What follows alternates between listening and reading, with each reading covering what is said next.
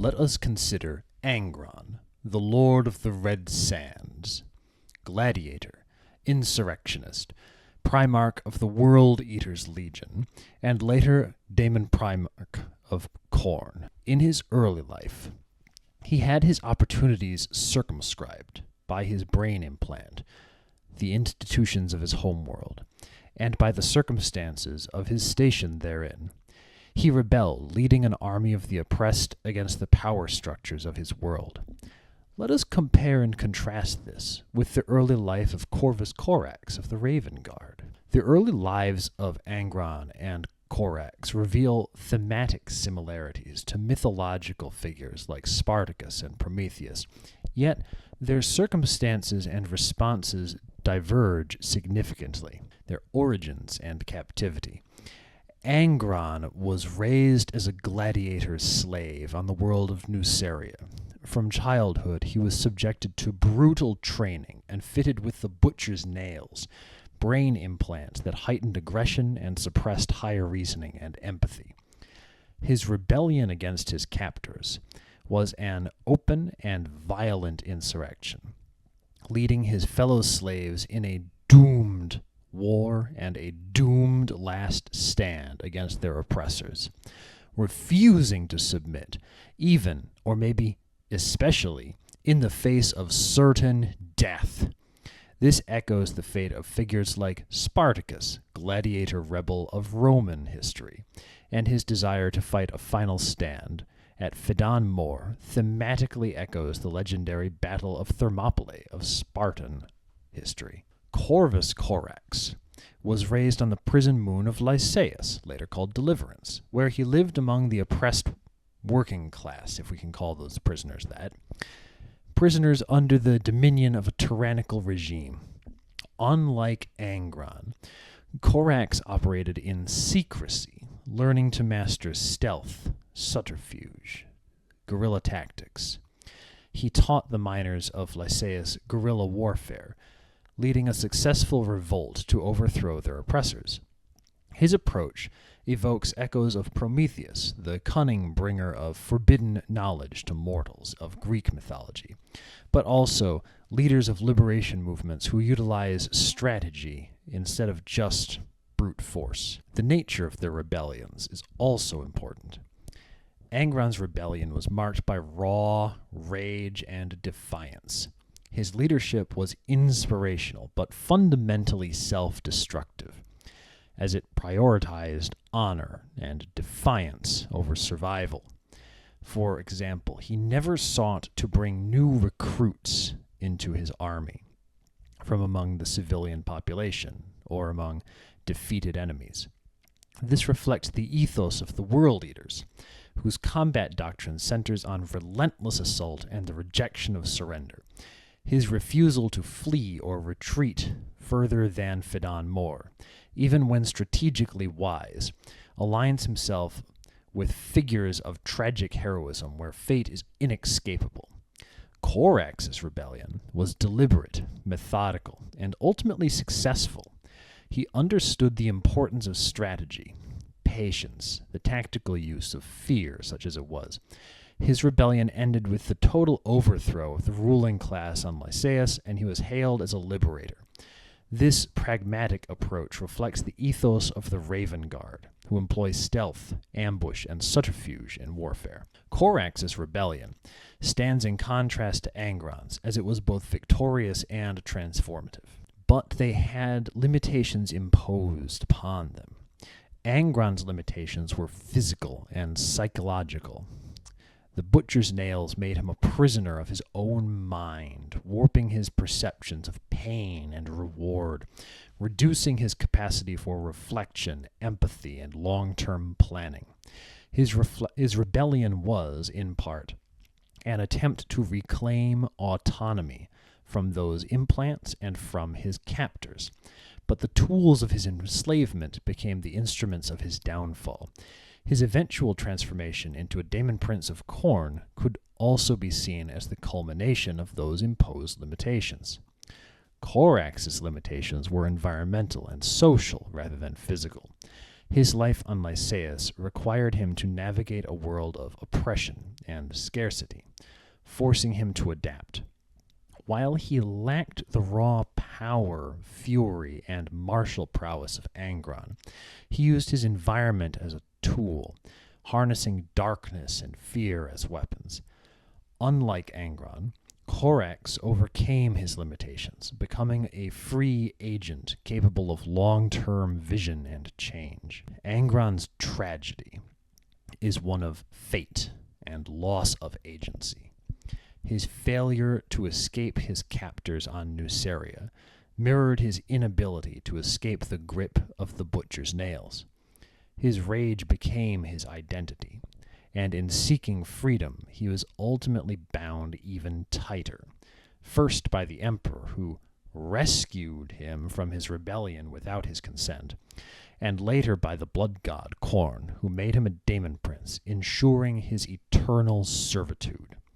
His story shows themes of enslavement, doomed rebellion, and the loss of self. Khorne's tragedy lies in guilt. Though his early life was one of success and triumph, the disaster of the drop site massacre haunted him. He became obsessed with creating super soldiers, or creating his regular soldiers more quickly to replenish his lost Raven Guard, but his genetic experiments produced mutants and failures, mirroring the hubris of figures like Daedalus and Icarus. In the end, Khorne vanished, his fate shrouded in mystery, perhaps taking on the role of the wandering shadow reminiscent of Odysseus or Cain in myth. Angron and Khorne both began life as oppressed figures leading the downtrodden in rebellion, but their responses to captivity and limitation diverged sharply. Angron's path was marked by self-destructive rage, where even his victories chained him tighter to his nature as a destroyer. Khorne, in contrast, achieved liberation through strategy, patience, and subtlety, but his later failures revealed the dangers of pride and unchecked ambition. Their stories reflect the duality of mythological archetypes of rebellion, the raw defiance of Spartacus versus the cunning of Prometheus. Let us consider the roles of agency and circumstance. It seems that, had Khorne and Angron been sent to each other's worlds, their stories would likely have been swapped. That is to say, it seems unlikely for Khorne to find himself a master of stealthy guerrilla warfare without proper instruction, and it seems less likely for Angron to fall into the same patterns without the Butcher's nails infecting his mind. Does this make for a deeper statement about how I think, or about the setting of Warhammer 40,000? Or perhaps a reference to the role of capricious fate in ancient myths? This interplay of agency and circumstance raises questions about nature versus nurture, destiny versus free will, and how external forces shape identity. If Khorne and Angron had been exchanged at birth, it is plausible that Khorne, deprived of his opportunities for education and mentorship, and forced into having the Butcher's nails, would have become another gladiator's slave on Nuceria. His natural strategic brilliance might remain latent, as raw cunning is difficult to develop in a world that demands brute violence. Likewise, Angron, without the Butcher's nails, and with access to Lycaeus' community of oppressed miners, could have become a calculating revolutionary. His natural charisma and warrior's spirit might have made him a celebrated liberator. This scenario evokes ancient reflections on fate and circumstance. Figures like Achilles and Odysseus may help us here.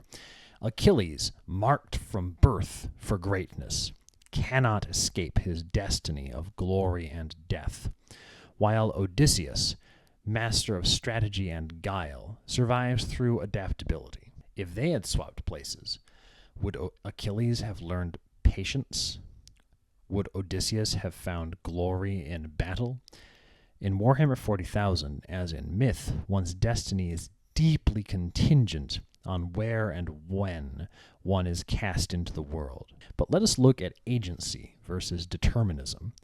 In both Angron's rage and Corax's subtlety, it is clear that external factors, notably their environment, the technology of their worlds, their societies and institutions, deeply shaped, perhaps circumscribed, their agency. Angron's agency is constrained not just by the butcher's nails, but also by the brutal nature of Nuceria's social order, which makes rebellion a path of inevitable destruction. Corax, on Lysaeus, has the space for strategy and cunning to develop precisely because his environment permits a shadow war of tactics and subterfuge. This tension between agency and determinism mirrors classical debates.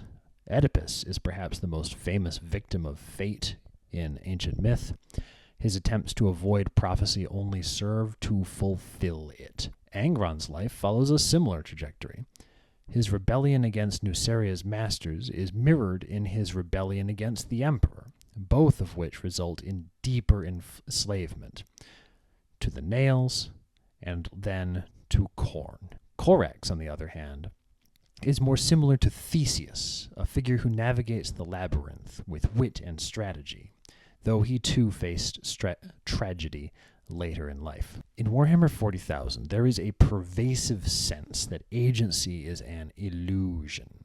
Even the Primarchs, designed to be demigods of willpower and agency, are pawns of fate. Angron's path is not chosen, but forced upon him. Corax, too, is bound by circumstance. Though he wins his freedom on Lysaeus, he later becomes a victim of the Emperor's larger war. This echoes the fatalism of ancient myth, where even powerful figures cannot outwit the fates or the will of the gods. This evokes one of the central themes of Greek tragedy and mythology, the role of capricious fate in human affairs. The ancient Greeks believed that fate was arbitrary and unavoidable. Characters like Heracles face impossible labors, not because of their moral flaws, though he had those, but because the gods demanded it. Similarly, Achilles is destined to die young, in a blaze of glory, and his personal virtues and vices do not alter that fate. In Warhammer 40,000, the Primarchs play out this exact dynamic. Their fates are scripted by the Emperor's plan and the meddling of the Chaos Gods in universe, and by their authors in real-world Britain. Despite their might, they cannot escape the roles imposed on them. Angron's story mirrors that of Heracles in the sense that his suffering, via the butcher's nails, grants him power, but only at the cost of his humanity. However, unlike Heracles, Angron finds no catharsis in death, only internal enslavement to the blood god Khorne. Corax's journey is similar to that of Odysseus, a figure who survives through cleverness, stealth, and patience, but is left with profound isolation and guilt. The capricious nature of fate is perhaps most evident in the lead-up to the Emperor's Great Crusade, where the Primarchs are scattered across the galaxy through unknown means. This scattering is a literal depiction of fate's arbitrary nature. Had Angron or Corax been sent to different worlds, they would have lived different lives. This randomness parallels Zeus casting lots to determine which god will rule the sky, sea, or underworld. Like those gods, the Primarchs are bound to roles not of their choosing. But what about my perspective then? Well, destiny is often driven by environment rather than inherent nature. Throughout this series, I would appreciate it if you, the viewer, would have an openness to understanding how people are shaped by their environments. It's a compassionate and humanistic perspective, one that echoes Stoic and Christian notions of mercy and humility, and it can be tough to keep in mind. From a philosophical perspective, we may entertain a form of soft determinism. This view holds that people have agency, but it is constrained by the lot they are given. For instance, Corax has agency, but only within the constraints of Lysaeus' oppression. Angron has even less agency, as the butcher's nails make him a prisoner within his own mind. But he did make choices. This insight into their fates mirrors the existential reflection that, while we have choice, the scope of that choice is shaped by forces beyond our control. Genetics, upbringing, circumstance. Does Warhammer 40,000 make a statement on fate? The Warhammer 40,000 universe is inherently fatalistic, perhaps even more so than Greek myth. It is a world where humanity fights a losing war against entropy and chaos. While Greek tragedy acknowledges the power of fate, it also allows moments of glory and catharsis. Warhammer 40,000 has no real catharsis, despite whatever glory people find in battle. The Primarchs are bound to fates imposed on them, not just by their worlds, but by the Emperor, Chaos, and the Great Game. Their world is like the world of the Norse sagas, where even the gods know they are doomed to fall at Ragnarok. Yet they fight on because that is their role. If Warhammer 40,000 has a mythic moral, it may be that there are no purely self-made men. The idea that the Primarchs, as perfect men, could shape their own destiny is revealed to be false over and over throughout the story. Even they are shaped by circumstance. Even the Emperor, who sought to impose order on chaos, was ensnared by his own blindness. This mythic resonance draws directly from ancient philosophy. The Stoics would argue that since fate is inescapable, the only freedom one has is how one responds to it. Angron responds with rage, while Corax responds with patience and calculation. And so, these insights into Angron and Corax highlight a fundamental truth about human identity. If their worlds had been swapped, their fates might have been swapped too. This observation touches on the Greek notions of fate and the Norse concept of doom. It also reveals something about human nature. Identity and fate are shaped more by environment and circumstance than by inherent essence. This idea appears in theological thought as well. St. Augustine and John Calvin considered how grace or predestination shaped human will. Warhammer 40,000's grim darkness might be seen as a twisted mirror of that theological view. Not grace, but damnation determines fate. For Angron, this is literalized in his descent to daemonhood, while Corax faces a quieter, subtler fate of exile and obscurity. In myth, philosophy, in the fictional setting of Warhammer 40,000, fate's grip is firm, but within that grip, human or transhuman agency still shows through. Angron's defiance and Corax's resistance were choices, and they reflect two of the various ways to face the inevitable, with rage or with strategy. Let us allow ourselves to possess an appreciation for the tragic, a sensitivity to how fate blinds us, and a recognition that even mighty figures like the Primarchs are, in the end, victims of fate's whim. Let us move on to the next portion of Angron's life. At various times in reality, the story of Warhammer 40,000 has shifted and changed as Games Workshop has grown. So I am not certain about the exact details of what is currently considered canon, and I don't care.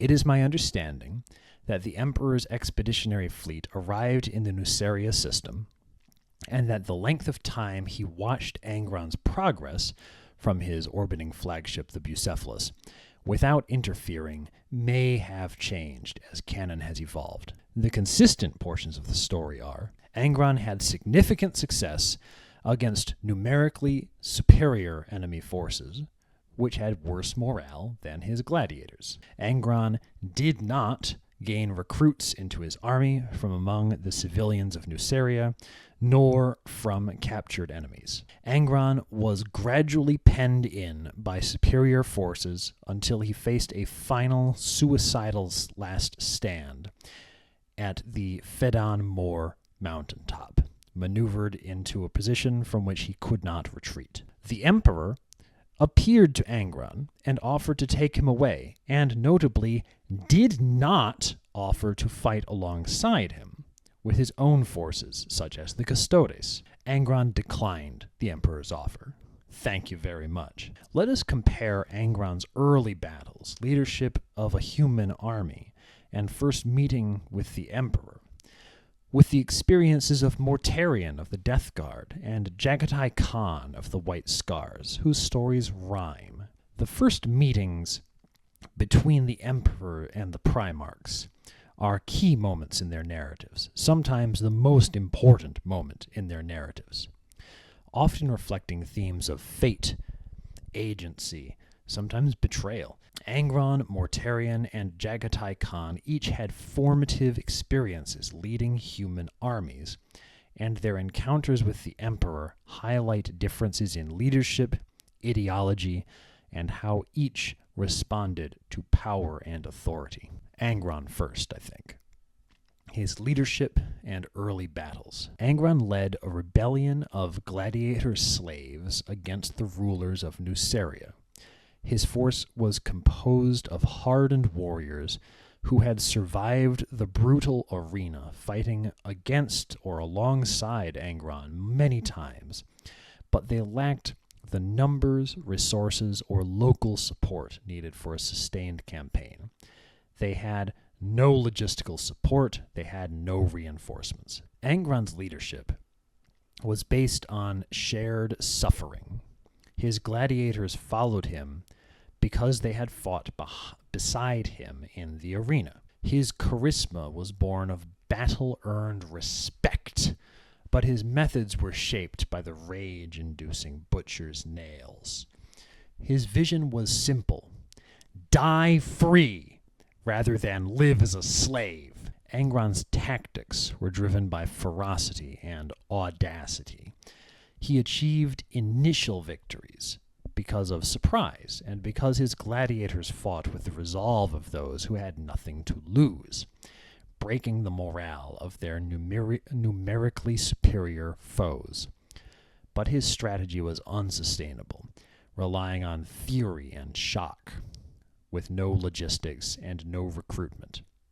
His inability, or perhaps refusal, to seek new recruits from the Nucerian population or from among prisoners taken in battle shows a fundamental isolation from the people he sought to liberate. Like Spartacus, he led an army of former slaves who knew only violence and had no homes to return to.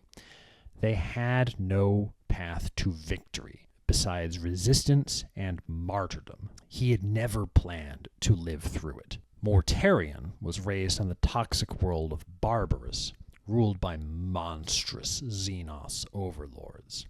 He was adopted by one such tyrant, but eventually rebelled against him. Mortarion's leadership was paternalistic and hierarchical. He did not lead equals as Angron did. He stood as a distant figure, separate from his human warriors on Barbarus. This perhaps was influenced by his upbringing under a tyrannical father, mirroring the Emperor's later role in his life. Mortarion's tactics were grounded in attrition and endurance. Having grown up in a world filled with toxic mists, his forces were adapted to hardship, using the environment to outlast their foes. His strategy was one of gradual, inevitable victory, much like the later Death Guard legions' approach to warfare. His focus on fortitude and patience contrasts with Angron's preference for direct, reckless confrontation. Mortarion's war has echoes of Orpheus and Hades, as Mortarion rose from the depths of a hellish underworld.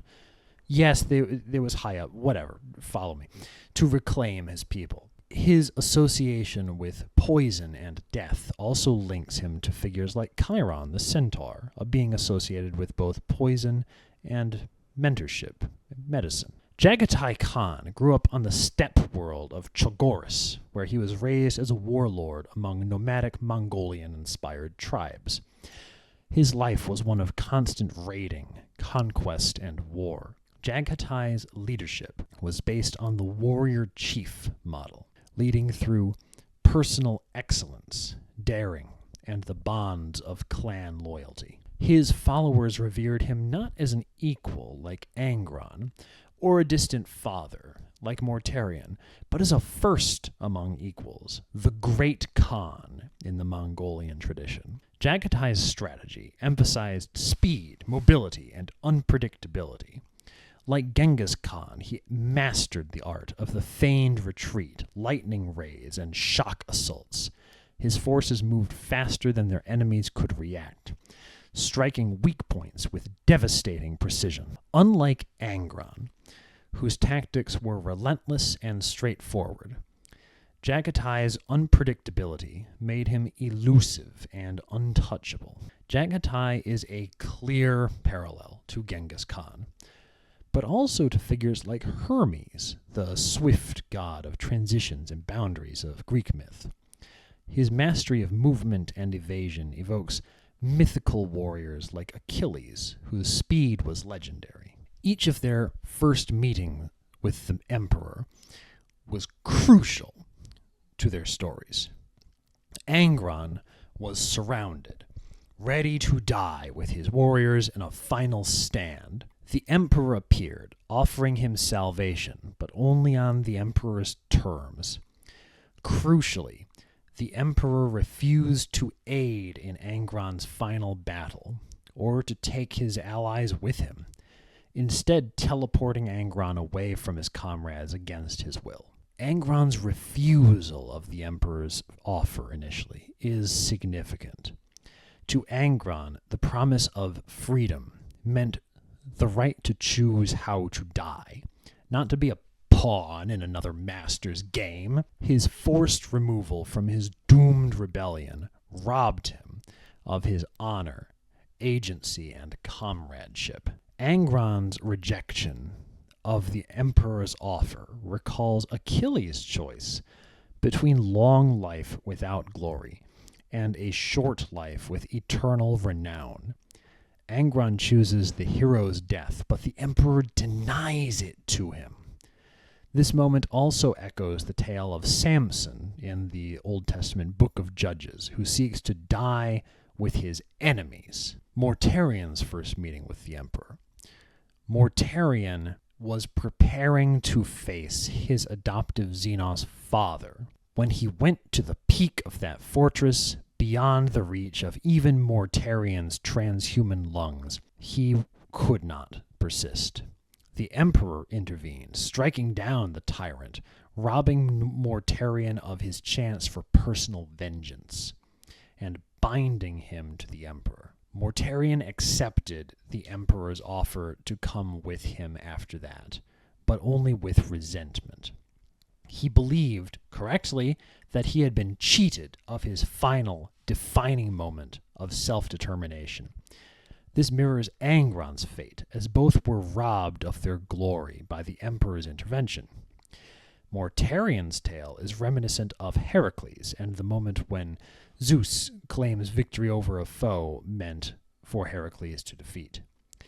The intervention of a divine figure to help the hero can become a moment of resentment and doubt. The emperor met Jagatai Khan on Chagoris in a manner befitting a Khan, as a guest and visitor. Unlike Angron or Mortarion, the emperor did not impose himself as a savior, but as a respected guest seeking alliance. Jagatai accepted the emperor, not as a master, but as a fellow sovereign, recognizing in the emperor a kinship of power and ambition. Jagatai's willingness to join is less fraught than Angron or Mortarion, as it aligns with his belief in the great hunt and the eternal pursuit of worthy challenges. Jagatai's meeting recalls tales of the guest-friend Xenia relationship in Greek myth, where hospitality and mutual respect create alliances. The interaction resembles the encounter between King Priam and Achilles in the Iliad, where Achilles grants Priam mercy and respect, as a fellow king. The Emperor's approach to Angron, Mortarion, and Jagatai reflect different models of power. Angron is offered no choice. Mortarion is given a option, but in an insulting manner, and he resents it. And Jagatai sees the Emperor as a guest, not a master. These modes of encounter show how consent, respect, and dignity play into power dynamics. All three Primarchs are ultimately isolated figures. Angron's isolation is born from being denied death with his gladiators. Mortarion's isolation comes from resentment, as he believes no one understands his suffering. Jagatai's isolation is self-chosen, for the life of the Khan is one of the eternal wanderer. Each Primarch's meeting with the Emperor can be viewed as the call to adventure in Joseph Campbell's hero's journey. But where mythic heroes like Perseus or Theseus accept their calls, Angron refuses the call. Mortarion ultimately accepts it reluctantly, and Jagatai accepts it on his own terms. The early leadership and first encounters with the Emperor reveal the unique nature of each Primarch's ethos. Angron's tragedy is his refusal to surrender agency. Mortarion's tragedy is his inability to let go of past grievances. And Jagatai's success lies in his ability to maintain autonomy even while joining the Imperium. These encounters highlight the roles of fate, power, and free will, connecting the Primarchs not only to mythic heroes, but also to timeless reflections on the nature of leadership and submission to destiny. It may be worth examining here the possible alternative approaches of the Emperor in each of these three stories.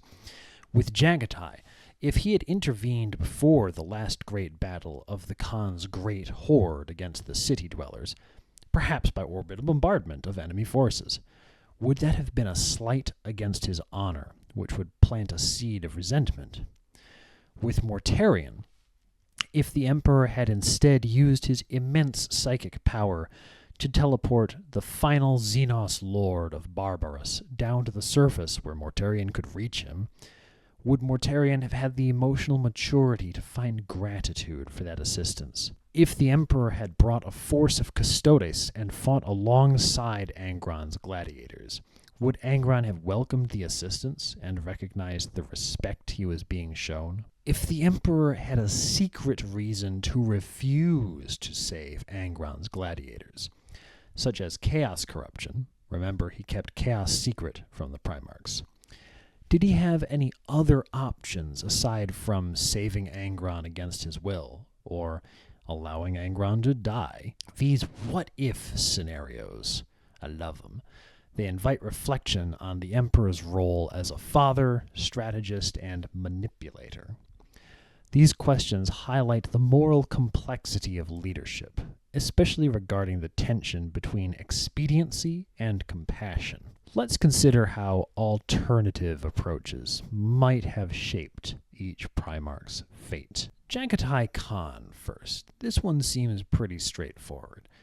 The Khan and the last great battle. So the Emperor preemptively intervenes in Jagatai's last battle by using orbital bombardment to crush the Khan's enemies. While this intervention might secure victory, it would violate the Khan's sense of honor and autonomy. Jagatai's entire identity is rooted in the glory of battle and the hunt. Robbing him of his climactic confrontation would reduce him from a sovereign warlord to a subordinate warrior. Even if he later accepted the Emperor's rule, a seed of resentment would remain. This is a classic moment of honor versus expediency. In Homeric terms, this parallels Achilles and Agamemnon. If Agamemnon had stolen Achilles' glory by taking the kill, Achilles would have seen it as an unbearable slight, as he did. The Khan, like Achilles, prized the honor of combat. If this were taken from him, he might have seen the Emperor not as an ally, but as a glory-stealing usurper. Well, there are options for the Emperor then. Option 1. Let the Khan win on his own. This was the Emperor's approach with both Jagatai Khan and Corvus Corax in canon. By taking this approach, he respected the Khan as a sovereign warlord. This was the wisest choice, and it led to the Khan's great loyalty. Another option, he could have joined as an equal if he had fought alongside the Khan, maybe on a jet bike, rather than for him. The Khan might have seen this as an act of respect rather than a slight. The shared struggle would create a bond of comradeship. Or maybe he could have provided information rather than direct intervention. If the Emperor had shared intelligence, insight, or foresight as Athena aids Odysseus, Jagatai could still claim the victory as his own. This would have reinforced the Emperor's role as a wise guide rather than an interfering master. All right, let's talk about Mortarion. Instead of slaying the Xenos tyrant himself, let's say the Emperor teleports that tyrant down to the ground where Mortarion can reach him without dying, allowing Mortarion to face him in fair combat. Mortarion might have accepted this as a show of respect. The Emperor, by refusing to steal Mortarion's moment of triumph, would preserve Mortarion's pride. This approach aligns with the concept of granting the kill in warrior cultures, where a master might injure a foe, but leave the finishing blow to the student. This moment parallels the myth of Theseus and the Minotaur. If someone else had slain the Minotaur, Theseus's claimed heroism would be lost. In this case, the Xenos tyrant of Barbarus was the Minotaur equivalent for Mortarion, and the moment of victory defines his self-perception as a warrior and a liberator. By stealing that moment, the Emperor casts himself as a Zeus-like figure, a god who claims the ultimate victory. Well, what could the Emperor have done? We'll go over this in more detail with Mortarion later, but there are a few options. He could have teleported the Xenos tyrant down to Mortarion's position. This would have allowed Mortarion to fulfill his heroic destiny without resentment. There's good reason to believe Mortarion would have succeeded in that fight, though it wasn't guaranteed. If he succeeded, he could still claim the symbolic mantle of liberator of Barbarus in the eyes of his people and in his self-perception. Option 2. Weaken, but don't kill the tyrant. If the Emperor had struck the tyrant down but left him wounded but alive, Mortarion, able then to deliver the final blow, could have claimed symbolic victory. This is akin to Zeus injuring Typhon but allowing a hero to finish him. Who knows how Mortarion would have reacted? Option 3. Fight alongside him. If the Emperor had fought beside Mortarion, not as a rescuer but as a comrade in arms, this might have fostered trust. However, Mortarion's pride would still be at risk, as he perceived the Emperor's intervention as optional, and he didn't want to take that option in the first place. Angron. Fidanmor. The Emperor brings the Custodes to fight alongside Angron's gladiators, rather than teleporting Angron away from his gladiators. Maybe all the gladiators would have still died, but this approach would have preserved Angron's sense of dignity and agency. He might very well have seen the Custodes as allies, not interlopers. And most crucially, it would allow Angron's army of gladiators to die with honor, which was the whole point. That's what he was trying to accomplish. This would avoid the single most pivotal moment in Angron's tragedy, his belief that he was stolen from his people and denied a heroic death fighting alongside them. Angron's story parallels Spartacus. If Rome had sent reinforcements to help Spartacus instead of crushing him, Spartacus would likely have seen them in brothers at arms. By contrast, the Emperor's teleportation of Angron mirrors the harrowing of hell in Christian theology, where Christ descends to save the worthy dead from eternal damnation. But unlike Christ, the Emperor does not liberate Angron's comrades. He abandons them.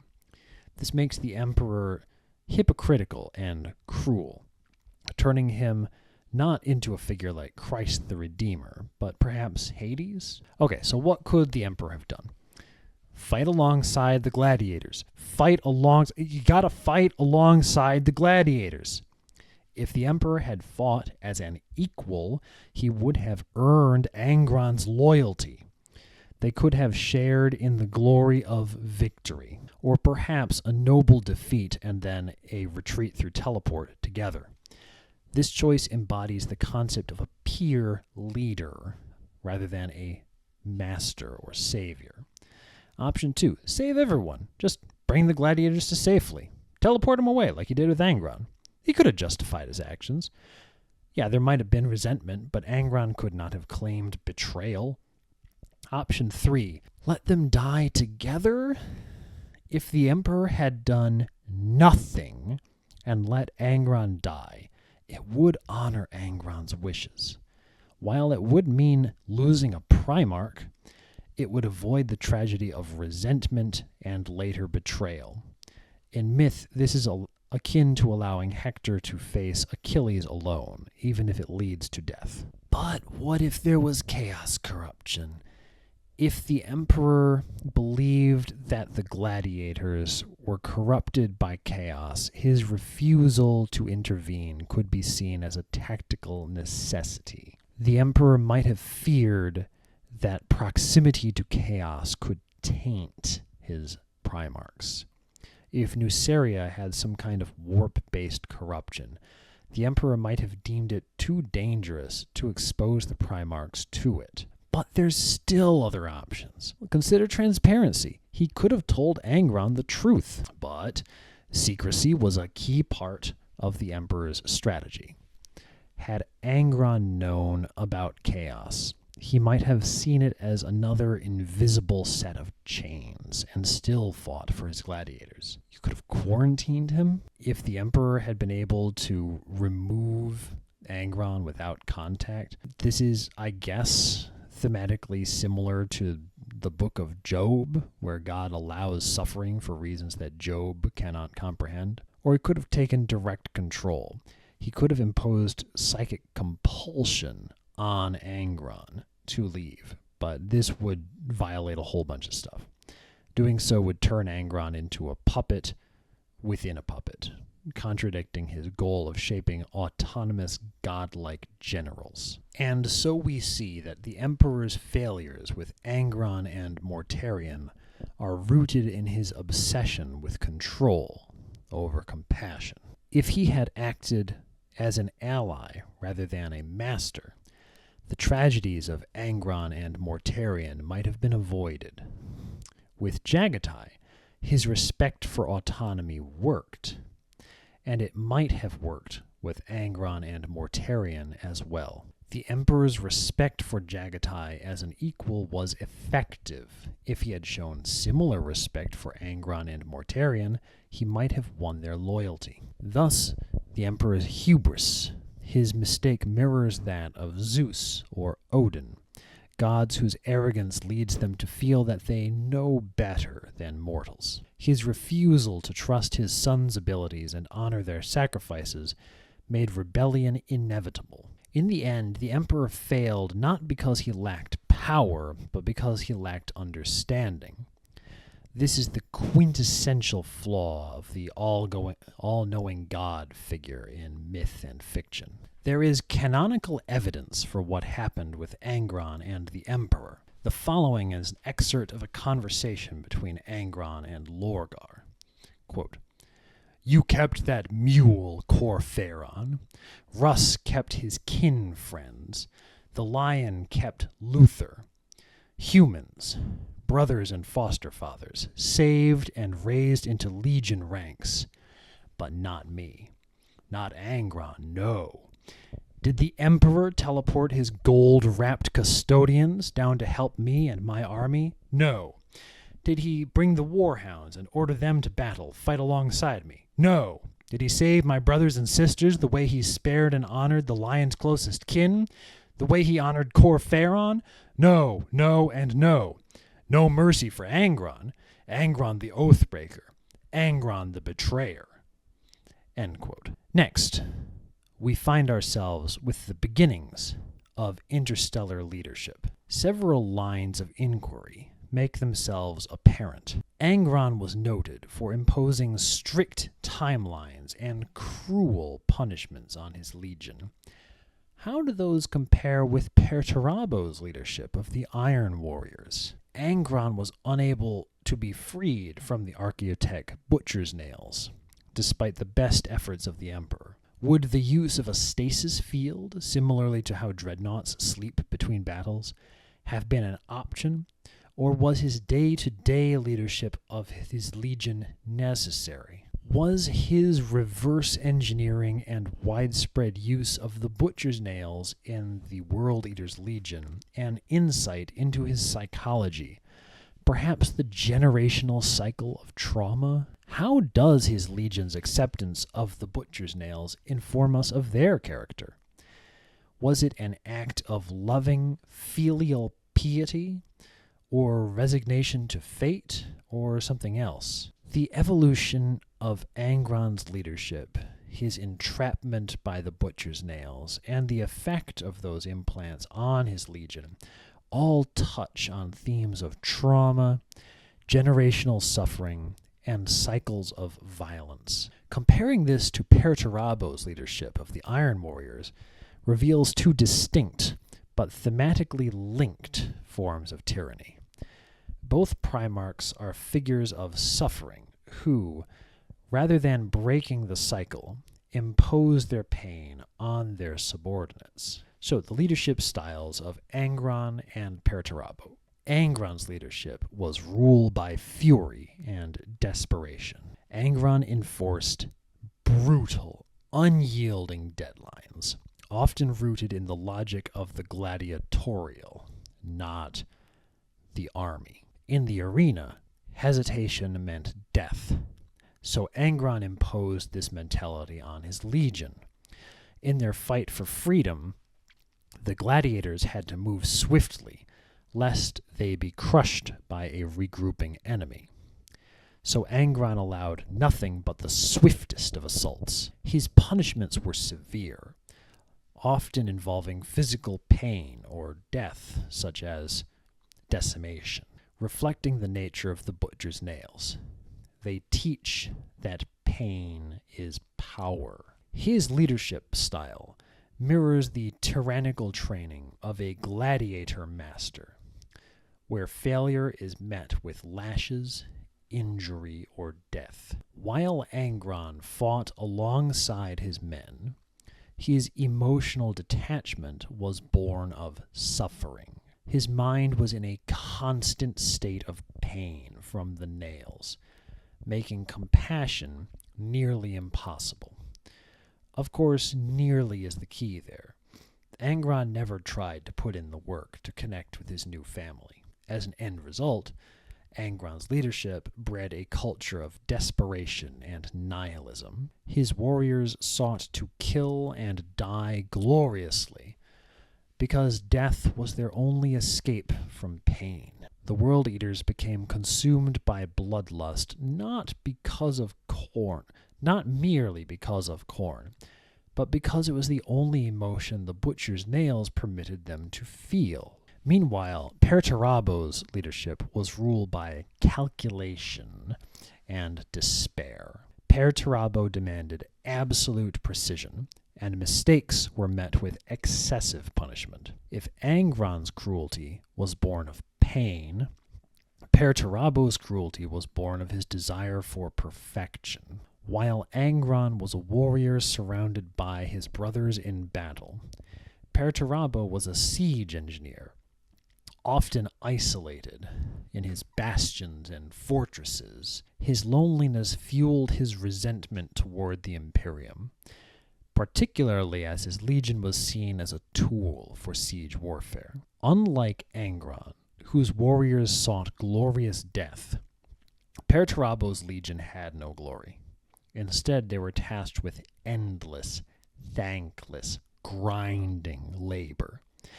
Siege warfare is slow, grueling, and dehumanizing.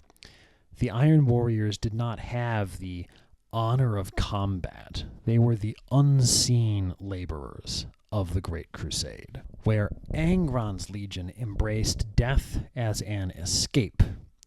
Perturabo's legion was trapped in perpetual toil. They hated the Imperium for treating them as tools, and they hated Perturabo for being complicit in this system.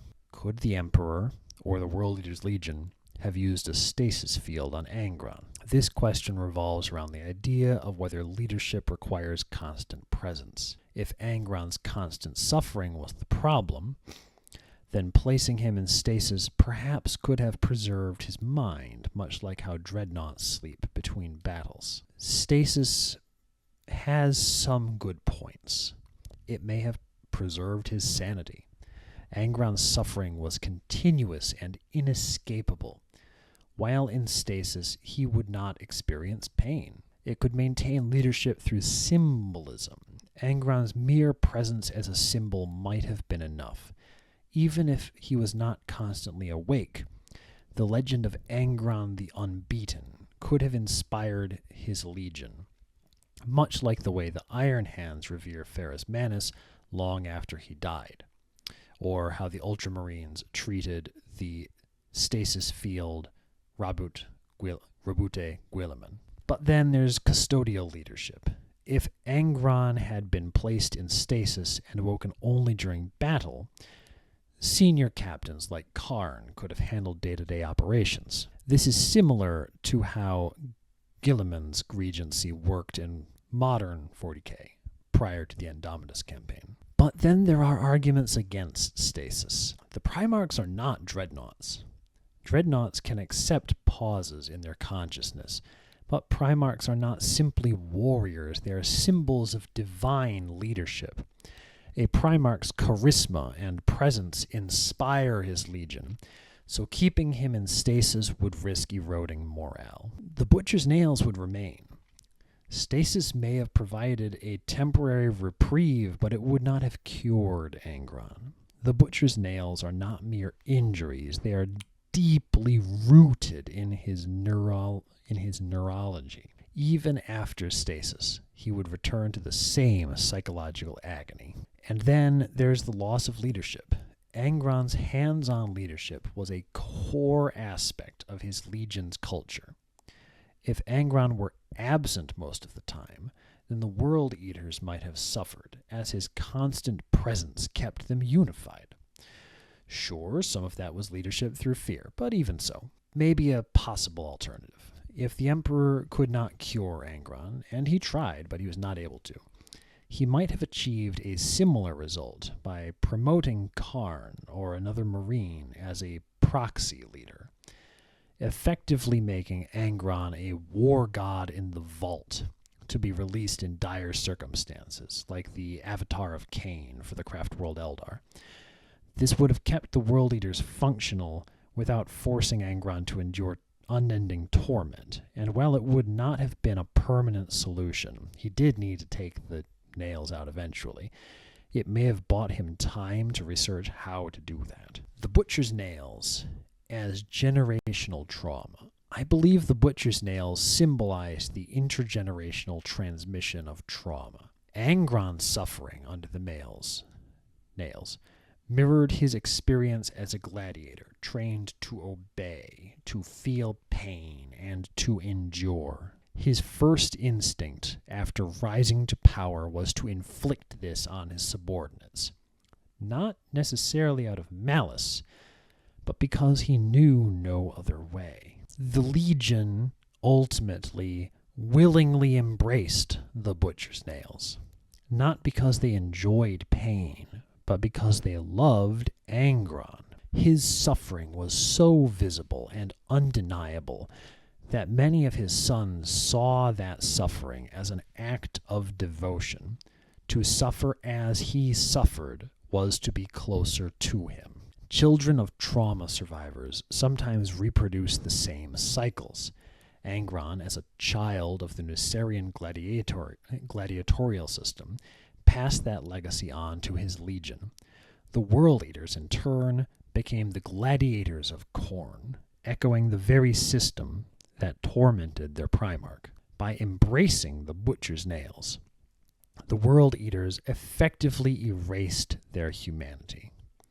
They became slaves to the rage impulse, mirroring how Angron was a slave to his pain. Over time, the legions stopped being an organized army and became first a horde of berserkers, then a number of smaller warbands of berserkers. Why did they accept it?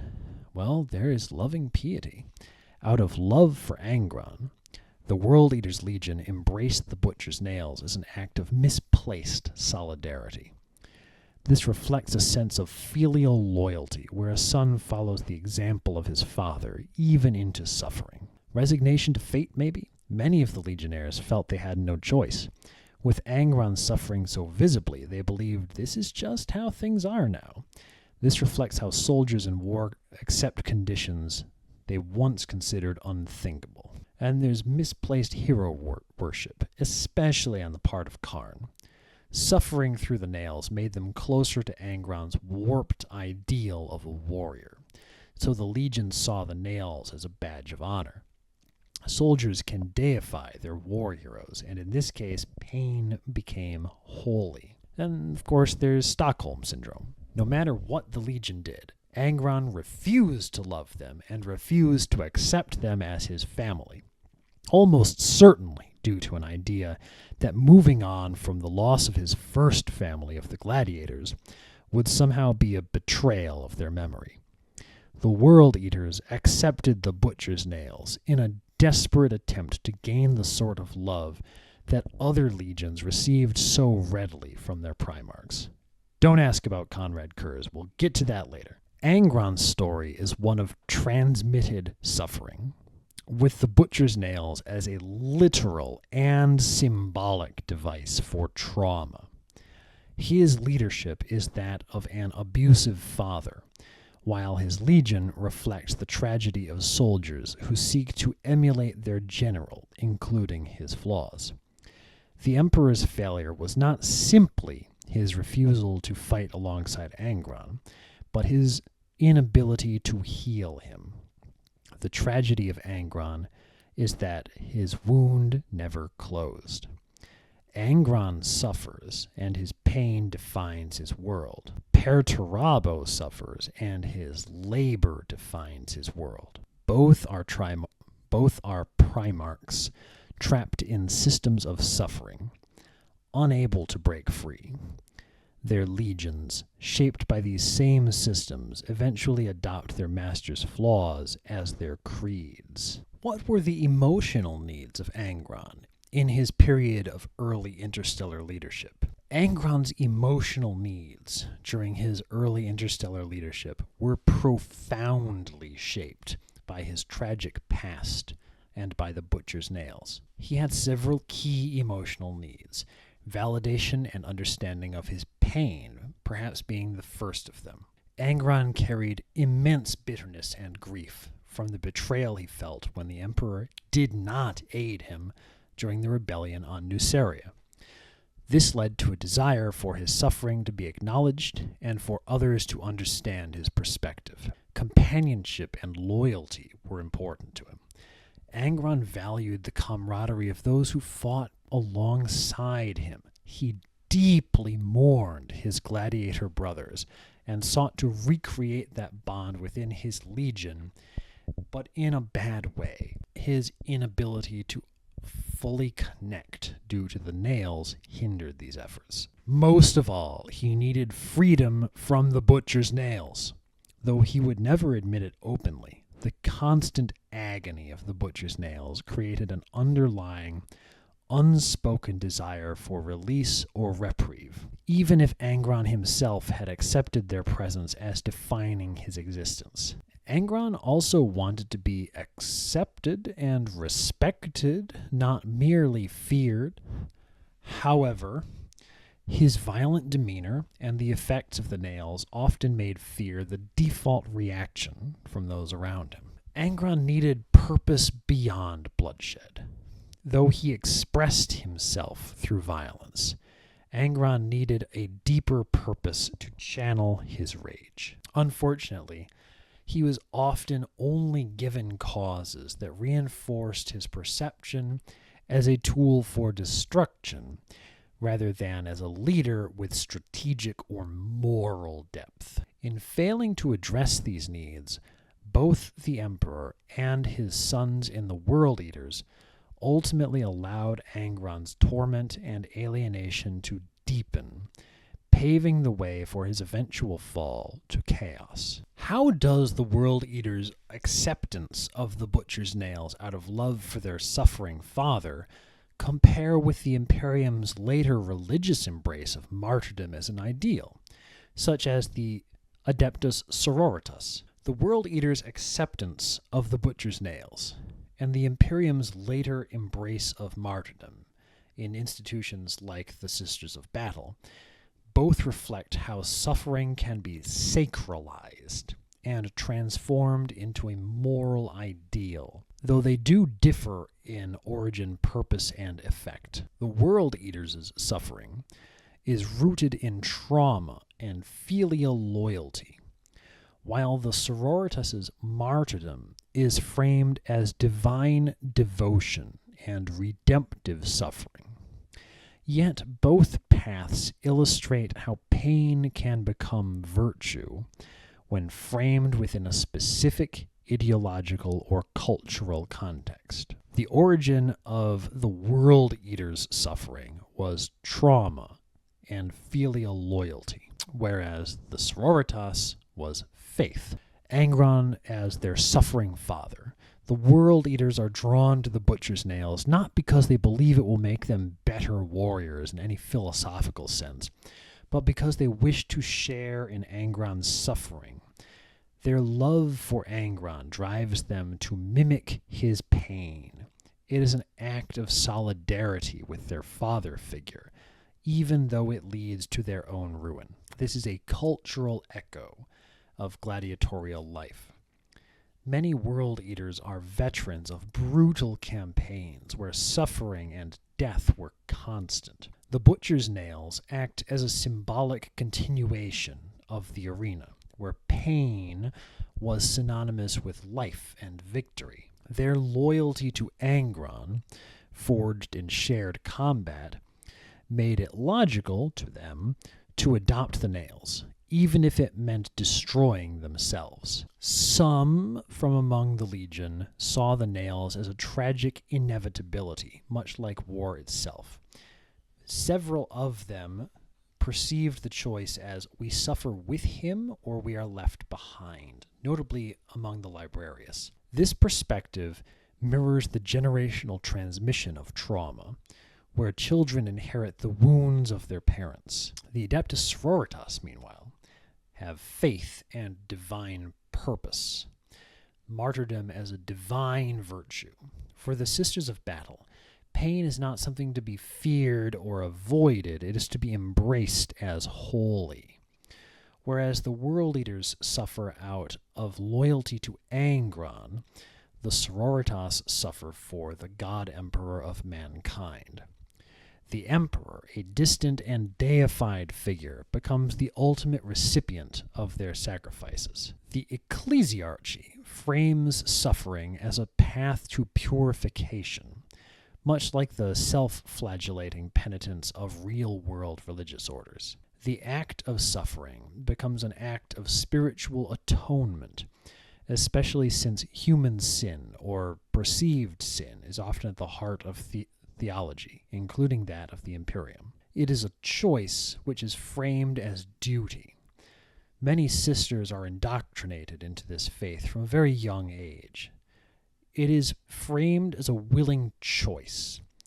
Unlike the World Eaters, most of whom were forced to accept the Butcher's Nails, the sisters are told they must choose martyrdom freely to truly be faithful, While this choice is socially coerced, it still carries the symbolic weight of personal agency. We can see difference in the purpose of their suffering, emotional loyalty versus spiritual purification. The World Eaters adopt the butcher's nails as a way to show that they are worthy sons of Angron. The emotional core of this act is love and loyalty, but it becomes twisted into something destructive. Their suffering is not a tool for growth or transformation, as it is with the sororitas, but a path to shared destruction. The cycle of generational trauma is evident. This shows us how trauma can be inherited across generations. Children of traumatizing parents often internalize the same coping mechanisms and become traumatizers. The butcher's nails become a literalization of this process. In this sense, the World Eaters are not just imitating Angron, they are carrying forward the wound that defined his life. Ironically, while the World Eaters adopt the nails to honor Angron, they also destroy their own individuality. The rage and pain of the nails makes them unable to think critically or act with autonomy, reducing them to berserkers driven by pain and fury. Their loyalty to Angron becomes a curse as they lose the capacity to think for themselves. The Adeptus Sororitas see suffering as a path to salvation. Martyrdom is redemption. While the World Eaters see suffering as an act of love, the sisters see suffering as sacrament. Pain is their currency of atonement, a way to wash away sin. Their suffering is framed as purification through fire, mirroring real-world beliefs about purgatory and penitential suffering. The Adeptus Sororitas are not just accepting pain, they are taught to rejoice in it. Every wound taken in battle is considered a step closer to divine grace. This is why martyrs like Saint Celestine and Saint Sabbat become revered figures. They are seen as proof that suffering can lead to resurrection and spiritual elevation. Much like the generational trauma of the World Eaters, the sororitas' ideal of martyrdom becomes self-perpetuating. The image of Saint Celestine, or notably Saint Sabbat, dying and rising again, reinforces the idea that death is not the end. This inspires further acts of martyrdom from subsequent generations of sisters, ensuring that the cycle of holy suffering never ends. Both the World Eaters and the sororitas transform pain into something that is meaningful to them. It's no longer simply a biological response. It is a moral imperative. But the theological underpinnings differ. For the World Eaters, pain is power and loyalty. It is solidarity with their father. By sharing in Angron's suffering through the nails, the legionnaires believe they become closer to him. Pain is a physical and emotional experience. But in the World Eaters, it also becomes a spiritual unification.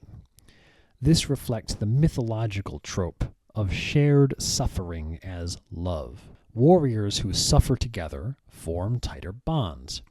Their pain becomes a communal experience. In the sororitas' theology, pain is not just physical, it is metaphysical. It is atonement. It is an act of purification, burning away sin. This echoes real-world religious concepts like the cleansing fire of purgatory. For the sororitas, every martyrdom and every wound brings them closer to the divine. Pain is seen as a path to sanctification, especially since their emperor sacrificed himself to protect mankind. The sisters mirror the emperor's sacrifice by suffering in his name. Both the World Eaters and the Sororitas turn pain into something more than pain. The World Eaters see it as a form of solidarity and love for their father Angron, while the Sororitas see it as an act of redemption and purification for the emperor, but both systems become cycles of suffering. The World Eaters ultimately become broken berserkers, liked into a cycle of insanity, rage, and bloodshed. The Sisters of Battle become perpetual martyrs, enshrined in a system where sacrifice is expected and valorized. In both cases, pain is mythologized into something more meaningful to them. In this way, Warhammer 40,000 reflects a deeper truth. In myth, pain is not just pain. It is penance, it is power, it's pathos, and its endurance is what makes heroes or monsters. Perhaps there is a deeper symbolic link between Angron's fall and the worst aspects of the Sororitas. What does current 40k canon tell us about the deeds of Angron and the World Eaters after reunification with each other, but before the Horus Heresy? What can we learn about their character? Perhaps there might be pivotal moments where it could have gone the other way, and Angron could have remained loyal. After Angron's reunification with the World Eaters during the Great Crusade, the Legion's character was profoundly shaped by his leadership and the widespread implantation of the Butcher's Nails. They had a doctrine of brutal warfare.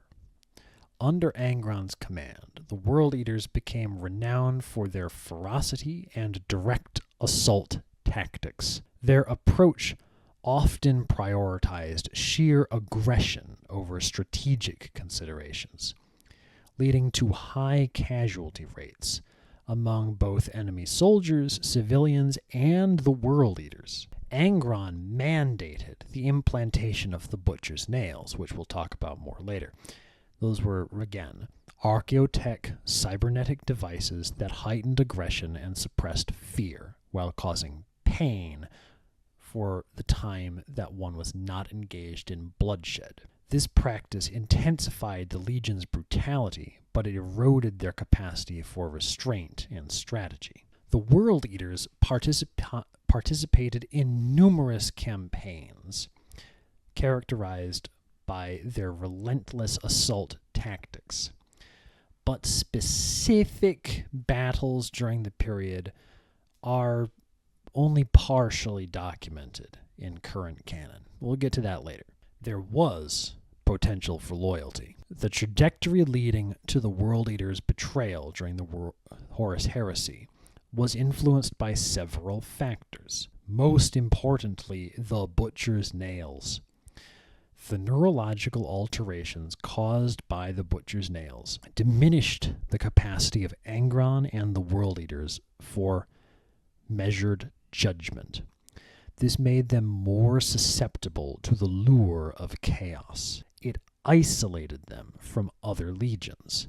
The World Eaters' extreme methods and Angron's volatile temperament led to strained relationships with other Imperial forces, reducing opportunities for intervention or counsel that might have altered their path. Given these factors, while hypothetical scenarios that can be envisioned where Angron or the World Eaters might have remained loyal, it would only have been possible without the Butcher's Nails. The combination of psychological manipulation, isolation, and the pervasive corruption of the Nails made their eventual rebellion an inevitability in the context of the unfolding Horus Heresy. We can talk later about what if only part of the Legion had rebelled and the other part had not accepted the Nails, but whatever, we'll get to it later. Following the scouring of Ghana, I hope I'm pronouncing that right, and the first successful instances of copying and implanting the Butcher's Nails in the World Eaters Legion. Angron was censured by the Emperor via the Space Wolves Legion. Let us compare and contrast that with the Emperor's censure of Lorgar via the Ultramarines, which we'll talk about in more detail much, much later. Angron was ordered to cease the use of the Butcher's Nails, to kill fewer human civilians during compliance campaigns, and to travel to Terra for attempted removal of the Butcher's Nails. He was confronted by another Primarch, resisted violently, and afterward continued his path with no escalation on the part of the Emperor. Lorgar was ordered to cease the establishment of his religion among newly compliant worlds, and to proceed more rapidly in compliance campaigns. He was confronted by the Emperor in person, pretended to acquiesce, and then secretly rebelled. These two events failed to change the course of the Primarchs. They each failed in different ways, but they also have some similarities. The censures of Angron by the Emperor via the Space Wolves and Lorgar, by the censures of Angron by the Emperor via the Space Wolves, and Lorgar by the Emperor in person, there we go, reveal two distinct failures in the Emperor's leadership style, while also reflecting broader themes of mythological fate, pride, and miscommunication. Each Primarch's rebellion appears inevitable in hindsight, but for different reasons, tied to their nature, upbringing, and relationship with the Emperor. So, the nature of the censure, the tone, is important. Angron's censure was framed as a practical, strategic command to limit his brutality, preserve the lives of future Imperial citizens, and undergo medical intervention. Well, surgical intervention. You get it. Lorgar's censure was framed as a moral and ideological rebuke, attacking his deepest sense of purpose. Angron was, in some sense, being asked to fight better. Lorgar, though, was not only being told to fight faster, but was more importantly being told to stop believing. That's a much more profound blow to his identity. The messenger of the censure. Angron's reprimand came to him from the Space Wolves, who embodied the Emperor's authority as his executioners, but did not carry the Emperor's personal charisma or ideological weight. This physical proxy, Leman Russ, was designed to enforce compliance through force, and Angron responded with force and violence. Obviously, Lorgar's reprimand came directly from the Emperor. Okay, he tried to have it be Malcador first, but that didn't work. Anyway, Lorgar's reprimand came directly from the Emperor. And worse, in a way that shamed him before his closest followers. Unlike Angron, Lorgar did not respond with immediate violence, but rather with first grief, and following long-term hidden rebellion. The responses of the Primarchs, Angron's reaction was immediate and physical, characteristically violent, attempting to fight off the Space Wolves. His violent nature, amplified by the Butcher's Nails, left little room for negotiation. Once subdued, however, no further escalation from the Emperor occurred. There were no symbolic punishments, public humiliation, or acts of contrition demanded from Angron. Importantly, Angron was allowed to continue leading his legion. His essential nature remained unchanged, and his punishment, such as it was superficial. Lorgar's response was initially an emotional tantrum, but long-term calculation followed.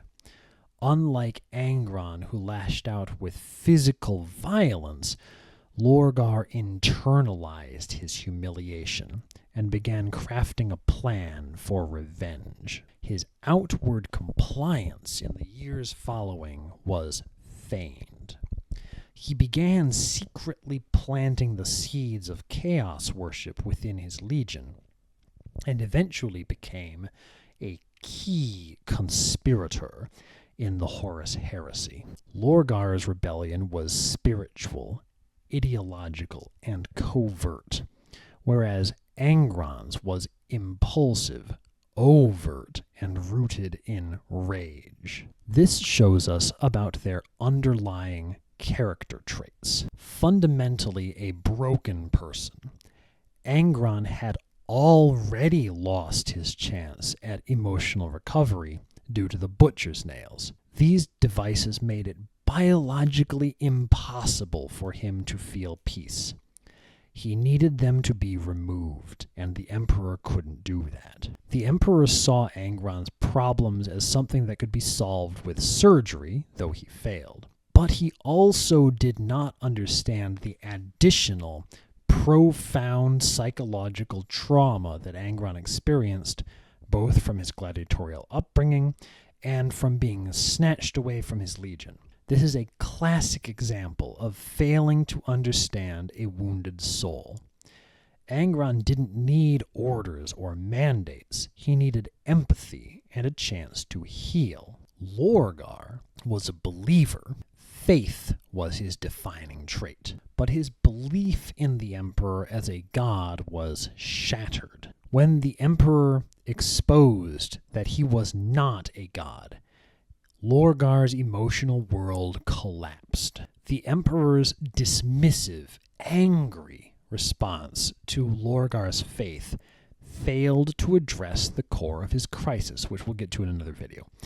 Instead of offering an alternative belief or path, he left a void in Lorgar's heart, and chaos filled that void. This mirrors how in mythology, when gods or kings humiliate faithful devotees, it often leads to rebellion or divine vengeance. For example, Achilles withdrawing from battle after Agamemnon's insult. Let's look at the Emperor's role. The Emperor approached Angron as if he was a broken machine in need of repair. This mechanical logic might have worked with Perturabo, but not with Angron, a being filled with emotional trauma. The only chance of saving Angron would have been to address his pain directly, but addressing his emotional pain might have been impossible due to the nature of the butcher's nails, which literally rewired his brain and replaced part of it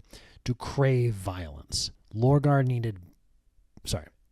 needed both problems taken care of. With Lorgar, the Emperor attempted to enforce ideological purity.